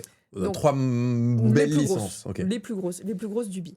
Et pourquoi je dis, alors, ils possèdent pas, en fait, c'est Ubisoft qui possède toujours les marques, mais qui disent, on vous confie leur exploitation. D'accord. Donc, c'est vous qui allez gérer les jeux, gérer les films, gérer les produits dérivés, les événements e-sport. Grosso modo, on vous laisse fructifier l'IP. Et vous êtes 100% responsable de A à Z, notamment de l'argent. Donc, c'est vous qui maîtrisez le marketing, les budgets. Mais on est d'accord sur toute l'IP. Si je prends le cas de Assassin's Creed, qui est une IP qui en plus, on l'a connue à travers des films, etc. La gestion intégrale de cette IP qui va du jeu vidéo, par exemple le remaster de Black Flag, à une série Netflix, à une bande dessinée, à une peluche du personnage, ça c'est cette maison créative. C'est cette maison créative qui s'occupe de tout. Et qui a du coup dans son escarcelle tous les studios, notamment canadiens d'Ubisoft, qui conçoivent historiquement tous les jeux Assassin's Creed. Okay. Donc en gros, ils ont, c'est eux qui vont maîtriser le destin d'Assassin et de Far Cry et de Rainbow. Et du coup, Tencent possède 30% de cette boîte, de cette filiale, de cette petite frégate. Donc Tencent a 10% du BI global. Ça, c'est ce qui est en bourse. On voit le cours qui monte ou qui descend, mais là, ça c'est un peu plus flat. En tout cas, ça s'équilibre. Ils ont 49% de ce qui contrôle ça en termes de prise de décision, j'imagine. C'est ça, Ok, donc ça sécurise le fait qu'il y aura plus d'OPA. Ouais. Et ils ont 30% de la maison Vantage. Ouais. Ok. Voilà. C'est un sacré. Ils sont présents à tous les étages. Si j'extrapole un petit peu, potentiellement, les autres Creative House, je ne sais pas comment elles sont structurées. D'ailleurs, tu nous as dit qu'il n'y a même pas de nom. Imaginons celle où il y a les Lapins Crétins et Just Dance. Il pourrait y avoir, j'en sais rien, un Nintendo au capital de celle-ci, particulièrement. Enfin, en tout cas, ça pourrait. C'est pas impossible. C'est pas impossible. Officiellement, leur capital n'est pas ouvert, mais après, de quoi demain sera fait. Ils l'ont fait une fois, donc. Ils l'ont fait une fois. Ils pourraient tout à fait rouvrir le capital de chacune des autres Creative Houses. Et donc, chacune, en gros, a certaines IP ou est spécialisée sur certains genres. Donc, il va y avoir. Alors, il y en a deux qui sont très drôles. Il y en a une, c'est genre jeu en ligne de tir. Et l'autre, c'est genre jeu en ligne, pas de tir. Voilà. Vraiment comme ça, c'est. Ils ont quoi comme jeu en ligne, pas de tir? Le jeu de neige, non? Enfin, de montagne. Oui, exactement. Steep, Skull and Bones aussi est dedans. Ouais. Et en gros, voilà, tous les jeux multi, mais qui sont pas du pampan militaire. Voilà. C'est quoi une IP? Très bon point pour être précis. Une IP, c'est une marque. C'est une marque qui est déposée. Donc, par exemple, Pikachu est une IP, Pokémon est une IP, et puis potentiellement 1000 et un trucs. La Carmine Corp ou Gentlemate est une IP. C'est quand on dépose le nom d'une marque, c'est de la propriété intellectuelle, et donc ce nom, et ça peut être aussi des identifiants visuels, ça peut être juste le nom des mots, mais aussi du visuel, ne peut pas être exploité par quelqu'un d'autre. Donc je ne peux pas me réveiller un matin et sortir un jeu Pokémon ou sortir un dessin animé avec Pikachu. Je n'en ai pas le droit parce que je ne suis pas propriétaire de l'IP. Donc dans Assassin's Creed, en général, ce que font les grandes maisons comme ça, c'est qu'ils déposent pas seulement le nom. Donc ils vont déposer Assassin's Creed, ils vont déposer Assassin's avec plein d'autres noms pour essayer de déposer le truc. Assassin's le film, je sais pas quoi. L'espèce de logo là un peu en V, un peu comme un, je sais plus ce que c'est, mais d'Assassin's Creed est probablement déposé également, et puis peut-être le nom du personnage principal, et ainsi de suite, et ainsi de suite, et ainsi de suite. Donc c'est ça une IP, c'est une licence. C'est une licence en fait, et ça, toutes les industries du divertissement ne jurent que par les IP actuellement, parce qu'on est dans une économie du zéro risque. Donc on va plutôt se reposer sur ce qui marche déjà. Donc par exemple, exemple éculé, Marvel. Voilà, on a essoré à peu près tous les super-héros qu'il y avait chez Marvel. Il y en a des centaines, et chaque super-héros de Marvel est une IP déposée avec des identifiants. Aussi, là, le podcast s'appelle Stonks. Stonks, je l'ai déposé pour que personne d'autre puisse créer un podcast qui s'appelle Stonks, parce que, bien sûr, quand ce sera le plus grand podcast du monde, plein de gens voudront me piquer le nom, et en tout cas, en France, ils ne pourront pas le faire. Voilà. Comme ça, vous comprenez mieux ce que c'est. Donc ça, c'est dans cette manière que c'est sauvé Ubisoft. Tu nous as dit qu'il y avait... En tout cas, essaye de... En tout cas, est en train se sauver. Est en train de se sauver, et puis derrière, c'est les jeux qui feront la différence. Exactement. C'est ce que tu nous as dit. Sur les autres éditeurs un peu majeurs français qui sont en danger, tu nous as cité Nekon et Dontnod. C'est quoi un peu, eux, de leur côté, les approches pour essayer de se sauver? J'ai l'impression que Nekon... on va parler de Nekon, je pense que c'est eux le plus important, parce que là, Dontnod, pour le moment, il ne se passe pas grand-chose. Chez Nekon, en gros, Nekon, c'est une boîte, comme je vous disais, qui, pendant le Covid, a racheté énormément de studios de production, en France notamment, mais aussi à l'étranger. Les chiffres sont pas publics, mais de notoriété publique, ils ont acheté très cher. Très cher. Ils ont dépensé des centaines de millions. Je saurais pas chiffrer, mais en tout cas, je sais qu'il y a certains studios où à l'époque, quand j'en avais parlé à mes sources, c'était genre, quand même, c'était un peu cher cette histoire. En tout cas, les propriétaires ont fait une très bonne affaire, ceux qui ont vendu, mais pas forcément Nekon. Et donc, en fait, Nekon, c'est une boîte qui, là, du coup, s'est retrouvée dans une situation très, très compliquée, parce que c'est une boîte qui s'est beaucoup endettée à cette époque-là pour faire tous ces rachats-là. Elle doit, du coup, une dette. Ça se rembourse. Évidemment, l'argent n'est pas gratuit. Quelle surprise, quand vous faites un emprunt, il faut le rembourser. Et donc là, on arrivait à la date butoir où il fallait rembourser l'emprunt qui était de 80 millions d'euros, si je me souviens bien. Et ils en avaient remboursé une vingtaine de millions. Et il manquait 60 millions pour rembourser. Donc c'est genre, qu'est-ce qu'on fait ? Qu'est-ce qu'on fait quand on ne peut pas rembourser un prêt ? On donne des actions. Ça, c'est la méthode Drahi. On refait un prêt. On refait un prêt. Donc, ils ont refait un prêt. C'était l'approche. Voilà. Donc, ils ont refait un prêt qui a été signé au mois de novembre avec plein de banques françaises. Et sauf que... Novembre 2025. Novembre 2025. Et donc, l'argent devait arriver là au mois de février. Et sauf que, à quelques jours de l'échéance, à quelques jours du versement de l'argent, les banques ont fait, tu sais quoi ? En fait, non. Les banques se sont dédiées. Voilà, elles ont fait genre. Les sous, en fait, on les donnera pas. Ok. Donc là, c'est donc là, c'est alerte rouge. Là, c'est catastrophe. C'est une catastrophe, catastrophe la plus totale, parce que tu te retrouves avec 60 millions à rembourser et tu n'as plus les sous pour les rembourser. Donc, en fait, il y a une partie des 60 millions, ils ont réussi à décaler l'échéance de la dette de, je crois, 2-3 ans. Mais il y a quand même une partie, il faut payer maintenant. Il faut payer maintenant, sauf qu'ils n'ont pas les sous. Et en fait, alors le grand mystère, c'est pourquoi les banques ont fait volte-face. Qu'est-ce qu'elles ont trouvé ? Mais tu as enquêté, Chloé. Alors, c'est très compliqué, mais une des théories, c'est que c'est à cause d'Ubisoft. Parce que... non, je me redresse.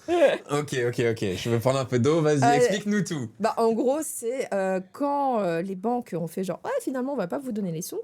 C'est arrivé à peu près 2-3 semaines après que Ubisoft ait fait un énorme profit warning, c'est-à-dire quand vous avertissez les marchés et donc les actionnaires que les chiffres qu'on avait dit qu'on allait faire, en fait, on va pas les faire. Ok. Et donc, c'est là qu'ils ont annoncé que ça n'allait vraiment pas du tout, qu'ils allaient faire 1 milliard de pertes cette année, et que, du coup, ils arrêtaient le développement de 6 jeux, ils en décalaient 7 autres, et qu'ils allaient faire des licenciements, et que, bref, Ça, ça n'allait pas bien. ouais. Ça, c'était les grandes annonces d'Ubisoft, ouais. Ça, c'est les grandes annonces. Ouais, Et 1 du milliard coup- de pertes, ouais. Ça Ouais. fait plein de zéros dans le Ça chat. fait beaucoup, ouais, ça en fait 9.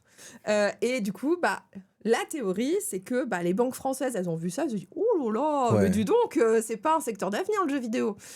Surtout le jeu vidéo français. » Et donc, voilà, ça a entraîné une crise de confiance pour dire « En fait, on va peut-être pas mettre des sous Ok. chez le petit Ubisoft du Nord. » Ouais. Voilà, ça, c'est une des théories. Après, D'accord. peut-être qu'il y a des cadavres dans le placard, mais là, pour le moment, on sait pas trop, mais en tout cas, une des théories, c'est ça. Et donc, En tout cas, ça coïncide en termes ça de coïncide. timeline. La timeline coïncide parfaitement. Ok. Et donc, Nekon se retrouve oups, enfin, Nekon, la maison mère, en fait, c'est Big Ben. Big Ben se retrouve dans la situation de oups, j'ai plus les sous pour rembourser. Qu'est-ce qu'on fait dans ces cas-là ? On va au tribunal. Ok. On va au tribunal pour demander de se mettre en redressement judiciaire et en gros, d'être protégé par la justice le temps de renégocier avec ses créanciers. Ok. Donc là, les gens qui vous ont donné de l'argent. Et donc là, en ce moment, Big Ben est en train de discuter avec les gens qui lui ont donné l'argent à l'origine. Donc c'était en 2021 pour dire l'échéance, est-ce qu'on peut pas encore la repousser, s'il vous plaît. Et en attendant, on va faire des efforts. Et donc Les là, efforts, c'est quick. Ouais. Donc là, en gros, tous les studios français, enfin quasiment tous, de Nekon, donc Nekon en tant que tel est en redressement. En cascade, les studios français de Nekon sont aussi passés en redressement judiciaire. Ils sont quasiment tous en vente. Ok. Et donc, en fait, c'est les administrateurs judiciaires. Donc, en gros, quand vous êtes en redressement, en gros, c'est la justice qui met son nez dans les comptes de la boîte. Et donc, c'est des gens qui s'appellent les administrateurs qui vont regarder ce qui va pas, qui vont prendre des actions. Enfin, qui vont dire, voici ce qu'il faut faire pour, en gros, remettre de l'argent dans le moteur. Et donc là, ce qu'ils ont dit, c'est, ces boîtes-là, on va les mettre en vente. Et comme ça, si elles sont rachetées, youpi, ça fait rentrer de l'argent. Ça fait un peu de thunes. Ça fait un peu de thunes. Et puis, si ça ferme, ça fait des gens en moins. Ouais, donc, ça fait des dépenses en moins. Et sauf que là, en fait, les délais, quand même, étaient très serrés pour déposer des dossiers. Là, pour Spiders, le studio Spiders, c'était 3 semaines pour déposer une marque d'intérêt auprès du tribunal pour dire « ce studio m'intéresse Ouais. J'aimerais peut-être le racheter. » Malheureusement, non. Malheureusement, zéro offre a été Pas d'offre, carrément. Rien. Rien, Walou. Walou. Ok. Mais après, faut dire que la vente, c'était uniquement le studio et ses salariés, mais pas les jeux, ouais, pas d'IP, rien, quoi. Donc, Ok. autant dire, on savait pas trop. L'intérêt était très limité. Et donc, qu'est-ce qui se passe quand tu trouves pas d'acheteur ? Et le tribunal dit liquidation, ferme, ouais. Ok. ça ferme. Voilà, c'est ce qui est en train de se passer en ce moment pour Nekon. Je pose une question qui peut paraître stupide, mais pourquoi Ubisoft et Nekon en général, quand une des solutions potentielles, quand deux maisons vont mal et que les métiers sont pas très loin, il peut y avoir un truc de on fait affaire ensemble. Ouais. Pas d'intérêt particulier. Non, pas d'intérêt. Les productions n'ont rien à voir en fait entre Ubi et Nekon. On n'est pas dans la même division. On va dire que le Ubi, alors ça va hurler si je dis ça, mais bon, on va dire que Ubi, ils sont dans la Ligue des Champions, même s'ils sont pas forcément tout en haut, mais en tout cas, Ils sont en difficulté dans la Ligue des Champions. ils sont dans la Ligue des Champions et Nekon, ils sont plus en Ligue 1. Voilà. Ok, d'accord. Enfin, dans la Ligue 1, je ne connais pas le classement en ce moment, mais disons Brest-Nice. Et donc, on n'est pas. Voilà, Brest, c'est Brest en Ligue des Champions. Voilà. J'en profite pour remercier Laure qui vient de nous envoyer 1600 spectateurs. Et comme on est également en tournage de podcast à l'heure où on se parle, vous pouvez aller écouter la très belle interview de Laure Vallée qui est disponible sur ma chaîne ou sur le podcast Stonks là-dessus. Pour ceux qui nous rejoignent, de quoi parlons-nous ? On parle de l'état des troupes de l'industrie du jeu vidéo, notamment en France. On va parler un tout petit peu en dehors de France, mais là on parle de l'état des troupes en France, de l'économie de l'industrie du jeu vidéo, et savoir, la question un peu en filigrane, c'est est-ce que le jeu vidéo français va disparaître ? La réponse est non, même si les grandes maisons sont en gros danger. Ubisoft a trouvé un truc à peu près, en tout cas qui semble être en mesure de sauver, et là on parlait du cas de Nekon. Où là, on a l'impression que il y a un monde où ça part, C'est mal embouché. ça part au tapis en fait. Ouais, ça. Il y a un vrai risque que tout ferme chez Nikon. Alors, la partie comme c'est, j'ai l'impression que leur strat, c'est quand même de se débarrasser d'une bonne partie de leurs acquisitions de ces dernières années, sauf Cyanide, donc un des studios Cyanide, et sauf Pastèque, parce que c'est deux boîtes qui fonctionnent bien. Pastèque, ça fait quoi comme jeu? J'ai oublié, pardon, je Bah, sais c'est plus, c'est pas grave, c'est pas grave. quel jeu ils font. Quelqu'un nous le dira dans le chat, c'est l'avantage. Ouais. C'est l'avantage. Mais donc Cyanide et Pastèque vont plutôt bien. A priori, Ravenswatch. Ravenswatch, voilà. Ravenswatch. Donc ça fonctionne bien. Cyanide, ils sont en train de faire ils ont des jeux en production. Pardon, ils ont des jeux en production, donc a priori, eux, j'espère. On touche du bois, ça devrait aller. Ça devrait aller. Par contre, les autres, j'ai l'impression que la stratégie, c'est de se défaire de ce qu'ils ont racheté Ouais, il et faut peut-être redevenir un éditeur classique, c'est-à-dire juste de donner des sous sur des projets, mais pas posséder en propre Sachant que jeux. Big Ben continue de faire du matériel. Mhm. Et ça marche bien. En tout cas, c'est une partie qui semble fonctionner. C'est pas ça fonctionne. Après, c'est pas le plus gros de leur chiffre d'affaires. Après, Big Ben aussi, j'ai découvert récemment qu'ils ont une autre branche qui elle est plutôt sur le smartphone. Et en fait, c'est eux, ils font des coques, par exemple. Ah, d'accord, ok. Des coques, des chargeurs made in France. Et en fait, ils ont une très très grosse part de marché en France. Et ça, Ok. je ne savais pas. Mais bon, c'est sûr qu'en chiffre d'affaires, en ratio, c'est pas grand chose par rapport aux jeux vidéo. Très bien. Donc, ça, c'est un peu l'état des troupes en France. On a parlé des deux gros dossiers un peu chauds. Il y a d'autres dossiers qui, toi, en France, sur la partie française, attirent un peu ton regard Là, ou... c'est les deux. C'est les deux mastodontes. Deux très gros. Et si on parle un peu de l'international, parce que tu l'as dit tout à l'heure, et c'est un point sur lequel j'aimerais qu'on revienne, tu as dit, là, la France vit un peu avec décalage l'explosion de la bulle qui a eu lieu précédemment aux États-Unis. Attends, juste avant qu'on passe à l'international, j'aurais juste rajouté quelque chose qui, pour moi aussi, est hyper important. C'est sur les conséquences de long terme de cette crise. Oui, pardon, bien sûr. En fait, c'est sur la partie, on va dire, sociale et la partie emploi. Donc là, en ce moment, le marché du jeu vidéo est extrêmement bouché parce qu'il y a plein de gens qui se retrouvent sur le marché du travail, plus les écoles de jeux vidéo qui déversent beaucoup trop de diplômés. Et ce qui fait qu'en ce moment, c'est très, très dur de trouver du boulot. Et qu'on soit un junior ou qu'on soit un senior très confirmé. Donc, un des risques de cette crise actuelle, c'est que notamment chez les seniors, il y a beaucoup de gens en fait, qui arrêtent et donc décident de faire autre chose de leur vie parce que il y a plus de... Ah oui, parce qu'avant aussi, ça, je vois qu'on parle d'Europe et d'Inter dans le chat. Avant, quand c'était compliqué en France, on se disait c'est pas grave, je vais aller bosser en Suède, je vais bosser au Royaume-Uni, je vais bosser au Canada, etc. Bon, sauf que vous n'êtes pas sans savoir que désormais les politiques de migration se sont durcies dans de très nombreux pays et qu'aujourd'hui, si vous voulez bosser au Royaume-Uni, c'est extrêmement compliqué. Si vous n'êtes pas déjà au Royaume-Uni, si vous n'avez pas déjà un visa de travail et que les boîtes sont fortement incitées à ne surtout pas embaucher d'étrangers. Okay. Donc, si vous postulez en tant que Français pour une boîte au Royaume-Uni, la boîte en question, ça va lui coûter plusieurs dizaines de milliers de livres par an pour votre visa. Donc, autant dire qu'elle est plutôt incitée à aller chercher un Britannique. Ouais, elle prend un Britannique. Oui. Donc, et ça, c'est pareil pour plein d'autres pays. Le Canada a complètement fermé le robinet à la migration. Aux États-Unis, bon, on n'en parle même pas. Et donc, ce qui fait que c'est beaucoup plus dur de se dire c'est pas grave, c'est la merde en France, je m'expatrie. Donc ça c'était un levier qui malheureusement n'existe plus trop. En tout cas, voilà, en ce moment, il y a pas. Donc ce qui fait que les gens qui restent en France, qui n'ont pas de boulot, soit ils s'accrochent, soit ils se disent bon allez, YOLO, je lance ma boîte. Soit ils disent en fait j'arrête et je fais carrément autre chose de ma vie. Ouais, donc il y a un coût social qui est énorme. Il y a un coût social énorme et qui risque de se traduire par une perte de savoir-faire. Parce que si c'est des seniors qui ont 15-20 ans d'expérience qui s'en vont et qu'il ne reste plus que des juniors qui sortent d'école, tu perds quand même énormément de savoir-faire. Et est-ce que l'État met en place des choses ? Est-ce qu'il y a un soutien à Nikon ou à Ubisoft ou aux autres, d'ailleurs, aux structures peut-être plus petites qui sont en souffrance pour les employés ? Il y a des politiques particulières qui ont été appliquées ou on laisse faire ? Non, en ce moment, il n'y a pas de politique, on va dire, d'urgence pour soutenir le secteur. Parce qu'en fait, les dispositifs, ils existent déjà depuis très longtemps, qui sont le crédit d'impôt ou le fonds d'aide aux jeux vidéo du CNC. Mais sinon, voilà, les mesures d'urgence, non, parce qu'après, c'est toujours compliqué. Les mesures d'urgence, parce que comment est-ce que tu justifies que le jeu vidéo aurait plus besoin de sous que d'autres secteurs économiques qui rapportent beaucoup plus, qui concernent beaucoup plus d'emplois que le jeu vidéo.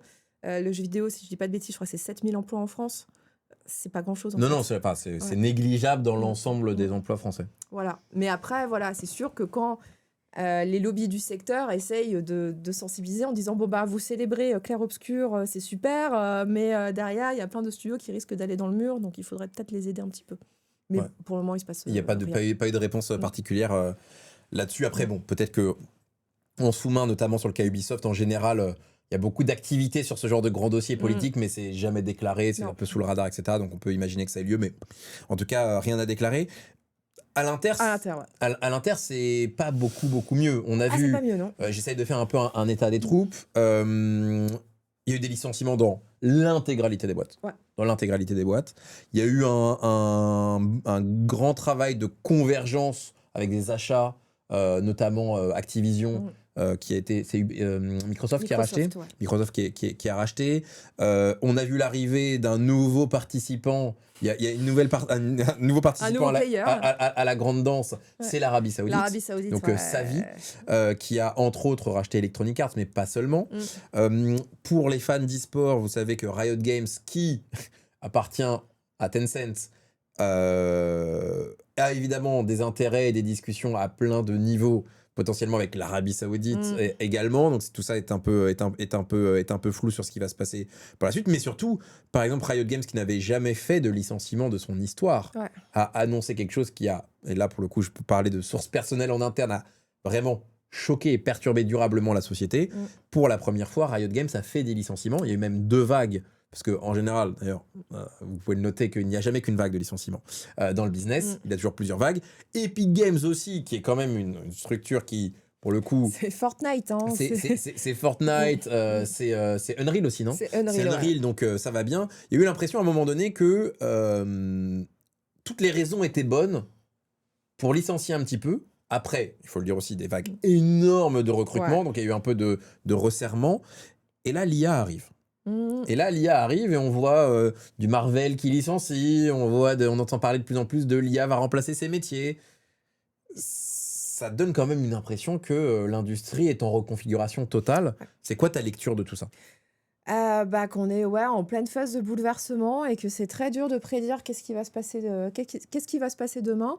Mais là, c'est compliqué au niveau, au niveau social, au niveau emploi, parce qu'en fait, il y a plein de choses c'est multifactoriel en fait, là, tout ce qui se passe dans l'industrie du jeu.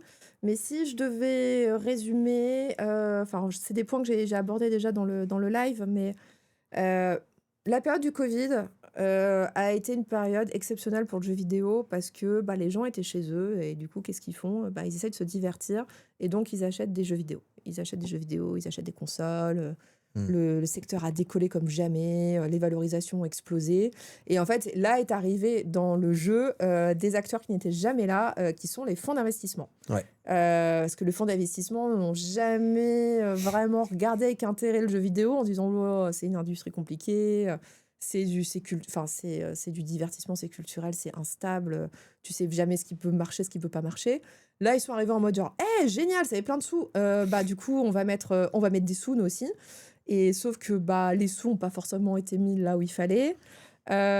Ensuite, ceux qui ont reçu des sous se sont retrouvés soudainement très riches. Et qu'est-ce que tu fais quand tu lèves trop ? Tu fais n'importe quoi. Donc, t'embauches trop, tu te lances dans trop de projets.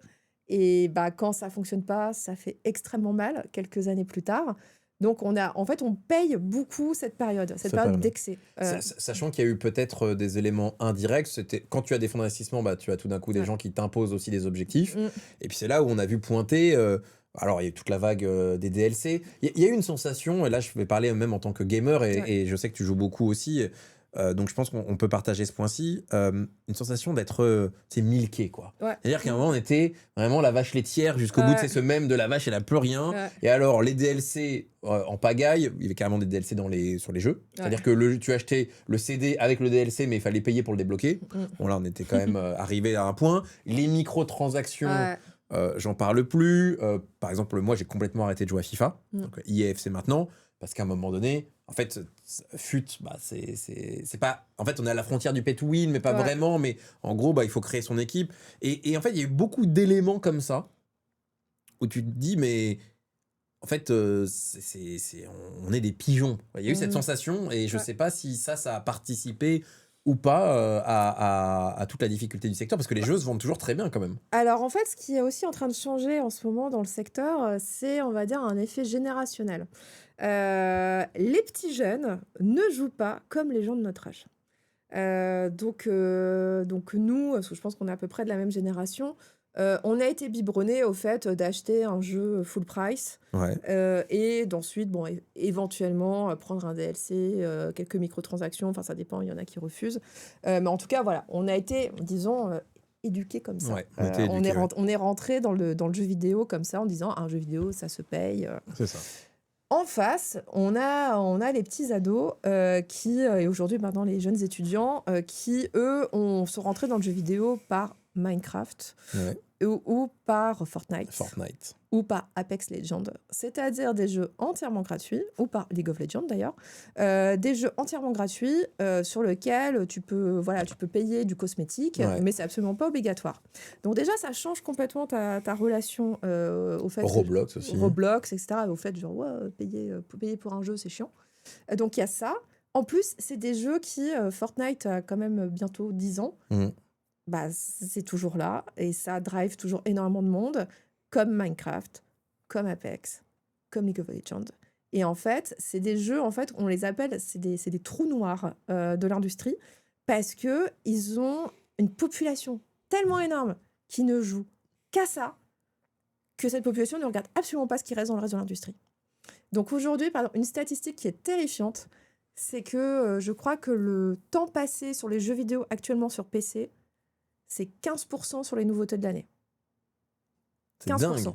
C'est rien. Ah ouais, donc c'est juste rejouer au... Enfin, c'est les jeux presque as a service, même si tu payes pas nécessairement. C'est ça qui prend, le temps de consommation réel du jeu vidéo, c'est ça. Je mets GTA Online aussi dedans. Ouais, GTA fait participer aussi. GTA participe aussi à ce phénomène. Et en fait, voilà, ils sont 5. Ils absorbent tout le temps, l'attention et l'argent d'une grande partie des joueurs. Et du coup, les autres ne se partagent que les miettes. Donc, il y a déjà ce phénomène qui explique aussi pourquoi est-ce que plein de jeux sont des échecs commerciaux. Et également, toute cette nouvelle génération, on voit aussi, ils ont des goûts très différents. Ils vont... les jeux un peu moches, un peu bizarres, un peu cassés, ça les gêne pas. Ouais, ils s'en foutent. Ils s'en foutent. Du coup, les jeux qui vont être très rigolos à streamer. Et là, nous, avec nos yeux, on dit genre, mais c'est quoi ce truc? C'est tout pété, il y a plein de bugs, c'est moche. Pourquoi tu joues à ça? C'est genre, ouais, mais en fait, c'est drôle. C'est drôle. Ouais. Si Roblox. Ouais. Roblox, Roblox, c'est dingue. Hein. À chaque fois que je vois passer des chiffres, Roblox, c'est du délire. Alors, on me redemande les 5 jeux, c'est quoi? C'est donc GTA Online, c'est Roblox, Fortnite. C'est... Tu as dit Minecraft tout à l'heure? Minecraft, c'est Call of Duty aussi, le mode en ligne. Le mode en ligne de Call of. Ça c'est les gros aspirateurs à temps et à argent de l'industrie. Il doit y avoir du League qui traîne, du Counter-Strike peut-être, même si je pense que c'est pas la nouvelle génération qui joue à Counter-Strike, mais à voir. Et puis après, FIFA également. Alors FIFA, eux, c'est un peu un cas à part. En fait, il y a des gens dans leur vie, ils n'achètent que FIFA. Voilà, c'est juste, c'est le seul jeu de vidéo de leur vie. Et ils achèteront tous les ans la mise à jour, parce qu'il faut appeler ça comme Ah ouais, c'est une mise à jour. Ouais. La mise à jour. Et voilà, moi, j'en connais plein, hein, des gens qui achètent, ils finissent par acheter la nouvelle console au bout d'un moment, mais c'est juste pour acheter le FIFA annuel et éventuellement le Call of Duty annuel. Est-ce que le fait que les consoles de la génération actuelle ne soient pas ultra bien vendues, parce qu'en plus il y a eu le Covid, il y a eu des pénuries, ça a été tout un micmac, aussi parce qu'il n'y a pas eu de jeux incroyables qui sont sortis sur ces générations-ci, c'est hors de prix. Mais tu vois, PS5 et Xbox, je ne sais même plus comment elle s'appelle, Series, c'est pas des grandes générations de consoles en termes de vente, c'est même catastrophique à certains égards. Alors catastrophique, non, je dirais pas ça, mais parce que alors pour la Xbox, si. Mais pour la PlayStation, c'est un peu en dessous de la PlayStation 4, mais c'est absolument pas catastrophique les ventes. Mais par contre, en fait, ce qu'on voit aussi sur le marché de la console, c'est qu'en fait, on a atteint un plafond. Et que si on se replonge sur quelques générations en arrière, en fait, on voit que le nombre de consoles vendues, enfin en tout cas le nombre de joueurs consoles, n'évolue pas vraiment. Donc en fait, on a un peu tapé le maximum et c'est pour ça que tous les acteurs du jeu vidéo, ça fait 10 ans qu'ils nous répètent que genre le nouvel Eldorado, c'est l'Inde, c'est l'Afrique, c'est l'Asie du Sud-Est, parce que c'est là, il y a plein de consommateurs et du coup, c'est là qu'on va trouver, ou l'Amérique latine, et c'est là qu'on va trouver un nouveau vivier de joueurs. Bon, bah dans les faits, c'est très compliqué. Oui, et puis c'est un nouveau vivier de joueurs, mais Et c'est des joueurs très spécifiques. sur téléphone. Sur téléphone. C'est-à-dire Ils sont qu'ils sur vont téléphone. pas s'envoyer du $1000 pour acheter la dernière PlayStation ou je sais pas Exactement. quoi. Et c'est pas le même. C'est des joueurs mobiles, peut-être un petit peu PC, mais en tout cas, ouais, c'est pas du tout la même typologie de joueurs. Donc voilà, c'est ce qui rend les choses difficiles. Et du coup aussi, bah là, voilà, il y a également les augmentations de prix. C'est quand même la première génération de consoles où les consoles augmentent. Oui, c'est vrai que ça, alors ça, on n'avait jamais connu. Et d'ailleurs, c'est pour ça que c'est notre génération qui est la plus choquée, enfin, avec les personnes un peu plus âgées, mais c'est vrai que de voir des augmentations de prix sur les consoles, c'est du jamais vu. Ah, mais c'est du jamais vu. Normalement, actuellement, la PlayStation 5, elle est sortie il y a bientôt 6 ans. Dans un monde normal, elle devrait être à 250-300 euros. Ouais. Pas plus. Et là, ça compte. Et là, on est à 600. Et même la Switch, je crois qu'elle va monter aussi. Ouais, la Switch va monter. Ils ont annoncé 1er septembre augmentation de 30 euros. Donc, on passe à 500 euros pour la Switch 2. Donc, si vous en voulez une, dépêchez-vous. Parce qu'au 1er septembre, ça augmente. Et oui, 600 euros pour la PlayStation 5 désormais. Elle a pris 100 euros d'augmentation récemment. Eh ben. Et c'est pas pour la grande la grande profondeur du catalogue de jeux vraiment voilà, parce là que aussi, pour le coup c'est pas une génération où il y a eu vraiment de grands classiques. Voilà, c'est vrai que ça manque un petit peu. On dit dans le chat que Microsoft va arrêter la production de la Xbox. Est-ce que ça c'est quelque chose que tu as pu voir, c'est quelque chose qui est confirmé ou c'est une fake news? Alors, ils continuent les consoles. Okay. Ils continuent les consoles Xbox, mais par contre, c'est sûr que là, la Xbox Series voilà, une fois pas deux. Voilà, ça se vend pas. Et c'est vrai alors par contre, ce qui est vrai, c'est que dans certains pays, ils ont carrément arrêté de la distribuer. Ah, donc quel... en Europe, je sais que dans les pays scandinaves, je crois Pays-Bas, etc. Il n'y a plus d'Xbox. Il n'y a plus d'Xbox. Si vous en voulez une, faut l'acheter en ligne. Faut l'acheter en ligne, mais sinon vous en trouverez plus en magasin. Okay. Et après, je vous invite à aller, juste quand vous allez faire vos courses, juste regarder la taille des rayons Xbox. Ouais, et vous aurez une idée. Voilà. Ok. Est-ce qu'il y a des grandes maisons, des grands studios internationaux, je parle de Riot, de Electronic Arts, Activision, Blizzard, j'en passe des meilleurs, qui ont disparu, qui sont en danger, ou avec les licenciements, etc., l'équilibre est un peu retrouvé. Sachant qu'il y a quand même des cas, moi, qui m'ont un peu choqué, c'est que j'ai vu passer des cas de licenciement dans des boîtes qui allaient très bien. Ouais. Et ça, j'ai du mal à comprendre... l'argumentaire, si ce n'est de repasser peut-être à un pourcentage de marge qui est aligné avec la bourse. Et... oui, c'est souvent c'est ça. Enfin voilà, quand vous avez les rois pour ça, c'est Electronic Arts. Pour ça, je pense que ça va être très bien en fait qu'ils sortent de bourse parce que Electronic Arts, les champions, c'est pour dire genre ouais, on a fait un trimestre exceptionnel et d'ailleurs pour fêter ça, on licencie 500 personnes. On licencie 3000 personnes. Quel monde d'enfoirés. On licencie 3000 personnes. Merci beaucoup. Et comme ça, il y aura encore plus de marge au trimestre prochain. Ça vraiment, Electronic Arts, c'est les rois de ça. Donc là, ils sont censés être rachetés. Dans les mois à venir, parce que là, il y a toutes les questions autorités de la concurrence qui sont en train de se pencher là-dessus. Mais en gros, ils vont passer sous pavillon saoudien. Ouais. C'est quand même assez dingo. Un nouvel acteur. Voilà. C'est le nouvel acteur qui est entré dans la danse. Voilà. Et alors, moi, ma question, c'est pour combien de temps? Parce que si le cours du pétrole continue à se casser la figure, je sais pas si on va pouvoir continuer très longtemps dans le... Après, j'imagine que c'est un moyen de se diversifier. Ah oui, l'idée, c'est vraiment de diversifier l'économie en se disant on profite de la rente du pétrole en sachant que ça va s'arrêter un beau jour parce qu'un beau jour, il n'y aura plus de pétrole. Dans ces pays-là, il faut qu'on prépare l'économie de demain. Donc, c'est pour ça que l'Arabie Saoudite fait partie de ces pays qui investissent énormément dans le jeu vidéo. L'idée étant de se dire, il faut qu'on forme la nouvelle génération, il faut qu'on leur trouve des jobs en fait, pour demain. Parce qu'ils ne pourront pas tous bosser dans des fonds, chez Aramco, et ils ne pourront pas tous bosser dans le pétrole. Et ils ne seront pas tous... il va falloir qu'on leur trouve d'autres métiers. Ouais, bien sûr. Et donc, il faut les former à autre chose. Et donc, le jeu vidéo fait partie des secteurs qui ont été identifiés par le pays pour dire, on rachète, on investit, etc. Et surtout, on essaie de former localement de jeunes Saoudiens pour qu'ils apprennent aussi à faire du jeu vidéo. En fait, ça, c'est le master plan du pays. Et donc là, bah ouais, ils vont racheter Electronic Arts, c'est quand même dingue. Même si ça a été au début, on savait pas trop la part qu'allait prendre l'Arabie parce qu'il y avait aussi des Américains qui étaient dans le rachat. Donc on se dit, tiens, ça va rester américain. Puis du coup, en fait, non, ça va pas rester américain.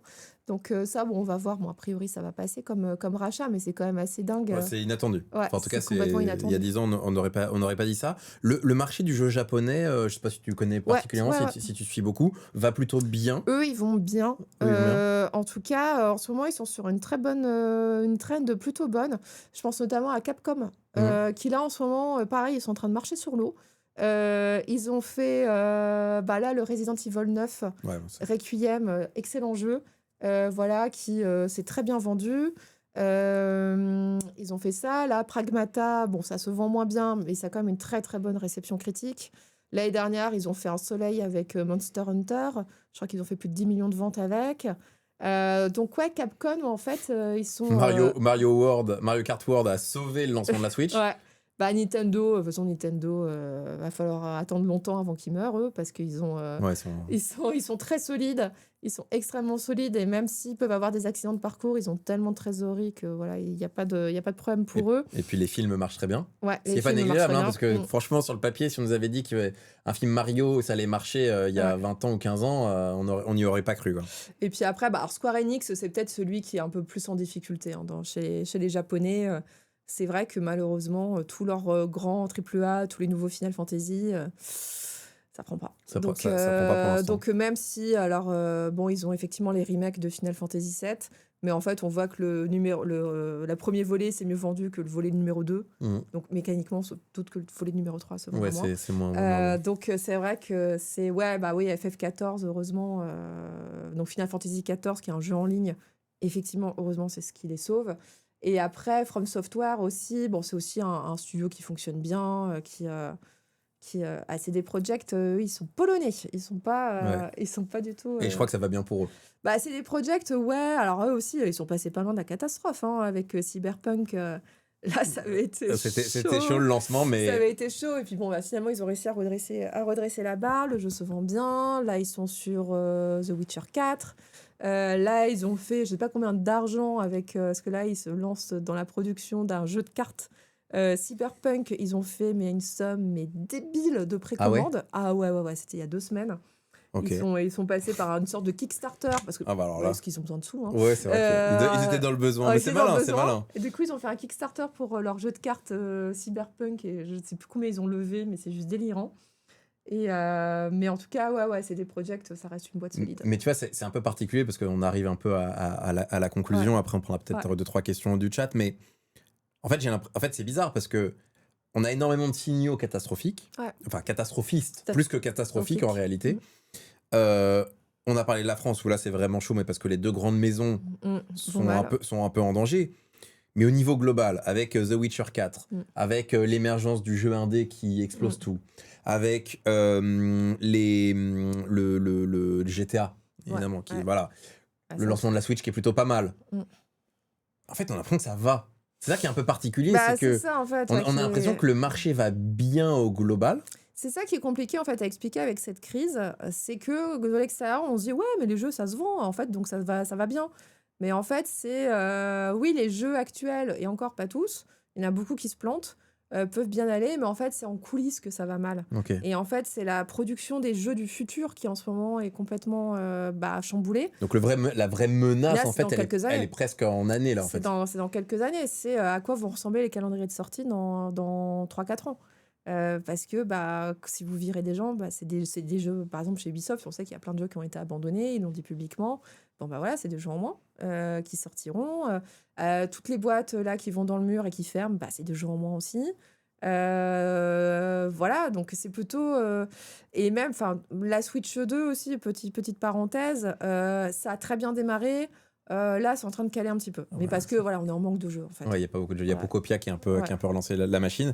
Et ce qui, je trouve, est peut-être de l'extérieur un des phares dans la nuit, c'est que dans cette crise, j'ai l'impression qu'il y a une vraie tentative de se rapprocher des fanbases. Parce que dans la croissance, il y a eu un peu d'éloignement avec les vraies communautés de gamers purs qui aiment les jeux. Moi, je vois League of Legends qui, en tout cas Riot, qui tente vraiment de se rapprocher de son public, et ça se voit un peu dans la communication, etc. On a vu Ubisoft qui maintenant troll un petit peu. On a Xbox qui a changé toute sa direction. Et la nouvelle directrice de Xbox, elle a fait des choix quand même qui sont brutaux au service, entre autres, des gamers. Disons que... Alors, moi, j'attends de voir. J'attends de voir ce que ça va donner. Cette nouvelle directrice, son achat, j'ai oublié son nom de famille, désolé. Mais en gros, là, pour le moment, les premières décisions, c'est clairement pour brosser le joueur dans le sens du poil. Ouais, attends. Se rapprocher des communautés, parfois, faut faire des cadeaux. Vous n'aimez pas Microsoft Gaming? Allez, on va se rappeler Xbox. Voilà. Achat Sharma. Achat Sharma, merci. Oui, on sent bien que les premières déclarations pour dire oui, on va continuer de faire de la console. Hop là, on caresse. On remet. Oui, ça m'a fait rire. J'ai vu passer genre oui, désormais les adresses mail des gens de Microsoft Gaming, ça va redevenir Xbox. Donc en fait, de ce qu'on m'a dit, c'était déjà le cas. Mais voilà, hop. Efficace. On brosse. Ça, c'est des bonnes annonces, ça coûte pas cher. C'est un bon tweet. on brosse. Enfin voilà, pour le moment, c'est de l'image. Elle est arrivée, elle a très vite compris, je pense. Tout le monde l'a attendue avec un lance-flamme pour dire c'est quoi cette meuf qui vient de la division IA, elle va nous mettre de l'IA partout, elle va faire n'importe quoi, c'est pas une joueuse, bref, procès immédiat. Et donc, elle et surtout, je pense, son équipe de com aussi, ont été assez malins pour dire, on va les calmer, les X pour Xbox sur Twitter. Et donc, on va faire quelques annonces cosmétiques qui nous coûtent rien pour dire, voilà, et on vous a compris, calmez-vous. Mais par contre, voilà, il va falloir... Oui, effectivement, elle a promu 5 personnes qui viennent de la division IA au sein de Parce qu'on va voir la donc, situation. On attend, moi j'attends de voir, en fait. Toi, au-delà des effets d'annonce, qu'est-ce que ça va donner maintenant le nouveau Xbox? Et moi, c'est les annonces concrètes que j'attends, c'est pas les effets de manche. C'est normal, t'es journaliste, tu peux pas tomber dans le piège de nous, on est les gamers juste commentateurs, tweetos. Voilà, on peut tomber dans le piège, mais Dieu merci, les journalistes ne tombent pas dans elle a changé le logo. Oui, voilà. C'est vrai qu'elle a remis le logo d'annonce. Oh là là, elle nous a compris. Pas mal. Alors, j'aime bien quand tu trolles un peu. J'aime ton cynisme. La conclusion, j'ai l'impression, de ce que tu dis, c'est que c'est un peu wait and see. Et que c'est une vraie... En fait, c'est une crise de coulisses. Qui est plus ou moins visible selon les boîtes, par exemple Ubisoft, mais que c'est une grande crise de coulisses. Et donc, les effets, c'est difficile de les prévoir. C'est très difficile de prévoir. Après, certains vous diront qu'il y a des crises, je ne sais plus quel est le terme, mais voilà, qui sont la destruction créatrice. On est sur Schumpeter. Voilà, Schumpeter, comme dans l'IA. Hein, c'est genre, allez, mais on pète tout, mais c'est pas grave, derrière. Schumpeter a servi la cause capitaliste, pour le coup, en ayant expliqué que de toute façon, quand tu détruis un truc, non, mais c'est pour mieux créer plus tard. Vous inquiétez pas. Il y a un autre truc bien qui arrivera derrière, vous inquiétez pas. Donc, derrière, est-ce que c'est la révolution schumpeterienne du jeu vidéo? Nous verrons, mais en tout cas, c'est très difficile de prévoir ce qui va se passer demain. Mais en tout cas, période très très difficile pour les professionnels du secteur, et donc aussi grosse pensée pour tous les étudiants en jeux vidéo, notamment tous ceux qui s'apprêtent à rentrer sur le marché du travail. Courage, voilà, courage. Oui, parce que pour le coup, la destruction créatrice, dans les faits, la vraie destruction, elle est sociale. Voilà, elle est surtout sociale. Elle est souvent sociale. Est-ce que vous avez quelques questions dans le chat? C'est le moment avant qu'on puisse clore et que je puisse libérer Chloé, parce qu'elle a un vrai travail, à part évidemment répondre à mes questions. Nous, on s'amuse. Elle a sacrifié son déj pour vous. Mais est-ce que vous avez quelques questions? Pourquoi certains AAA coûtent plus cher et rapportent peu, contrairement à un simple gacha qui lui rapporte des milliards chaque année? Ah là là, alors vaste question. Parce que quand, dans le monde des jeux, notamment gratuits, tu as 5% des joueurs qui dépensent 95%, qui génèrent 95% du chiffre d'affaires. Et donc les gachas tiennent à quoi? Aux addicts. Voilà. Et puis, il ne faut pas croire aussi qu'un gacha, ça coûte pas cher à faire. Hein, parce que vous vous rendez pas compte, mais tous les génies du mal qu'il y a derrière ces jeux. C'est quand même des gens qui sont payés, ils sont cherchés exprès pour, en gros, réfléchir au design, pour titiller votre envie de dépense, pour trouver le juste équilibre du jeu entre je peux continuer à jouer, mais j'ai une légère frustration, mais qui sera pas suffisamment haute pour me faire abandonner le jeu, mais suffisante pour que j'aille payer. Bon, ça, c'est des... Voilà, ça, Ah, c'est purement psychologique. C'est purement psychologique. Il y a beaucoup de gens en coulisses qui font ça. Et voilà, ça coûte quand même assez cher de faire tourner ce type de jeu. J'ai vu une autre question intéressante sur les MMORPG qui, en fait, n'ont d'un côté plus trop le vent dans le dos en termes de manière dont... Enfin, en fait, il n'y a plus trop de communication en mode on sort un MMORPG, mais il y en a quand même beaucoup. World of Warcraft, l'Éternel. L'Éternel, ouais. Indirectement, est-ce que Fortnite, c'est pas une espèce de MMORPG sans abonnement. Sans abonnement et nouvelle génération. Ouais. C'est quoi un peu ton analyse sur la partie MMORPG pour moi, alors je suis pas une experte du MMO, mais en tout cas, moi, l'impression que j'ai, c'est que c'est quand même un marché qui est bouché depuis des années, par évidemment WoW, également par Final Fantasy XIV. Dofus. Et Dofus le bon aussi, vieux Dof. Voilà, le bon vieux Dof. Mais voilà, c'est compliqué pour les nouveaux entrants. En fait, les nouveaux entrants, ils sont surtout coréens. Et donc là-bas, le MMO fonctionne très très bien en Corée. Okay. Après, il a peut-être un peu plus de mal à s'exporter chez nous parce que c'est quand même très particulier. Et là, Crimson Desert, donc qui a été un succès surprise du début d'année. Bon c'est des Coréens qui font du MMO qui ont dit OK, on va faire un MMO offline. Et voilà. Sachant qu'on attend toujours Riot Games et son fameux MMO qui sortira peut-être un jour. Ah, on me demande si le marché du mobile est en crise ou pas. Eh ben oui. Ah oui aussi. Ouais. Ok, vas-y. Alors dis-nous en plus. En fait, de toute façon, tout est en crise. Tout est en crise. Non, mais en fait, le marché du mobile, en plus, c'est un peu plus vieux que ça, la crise. Mais en gros, disons que là, la difficulté, c'est... en fait, alors, je disais que c'est bouché pour les MMO, mais c'est encore pire dans le jeu mobile. Ok.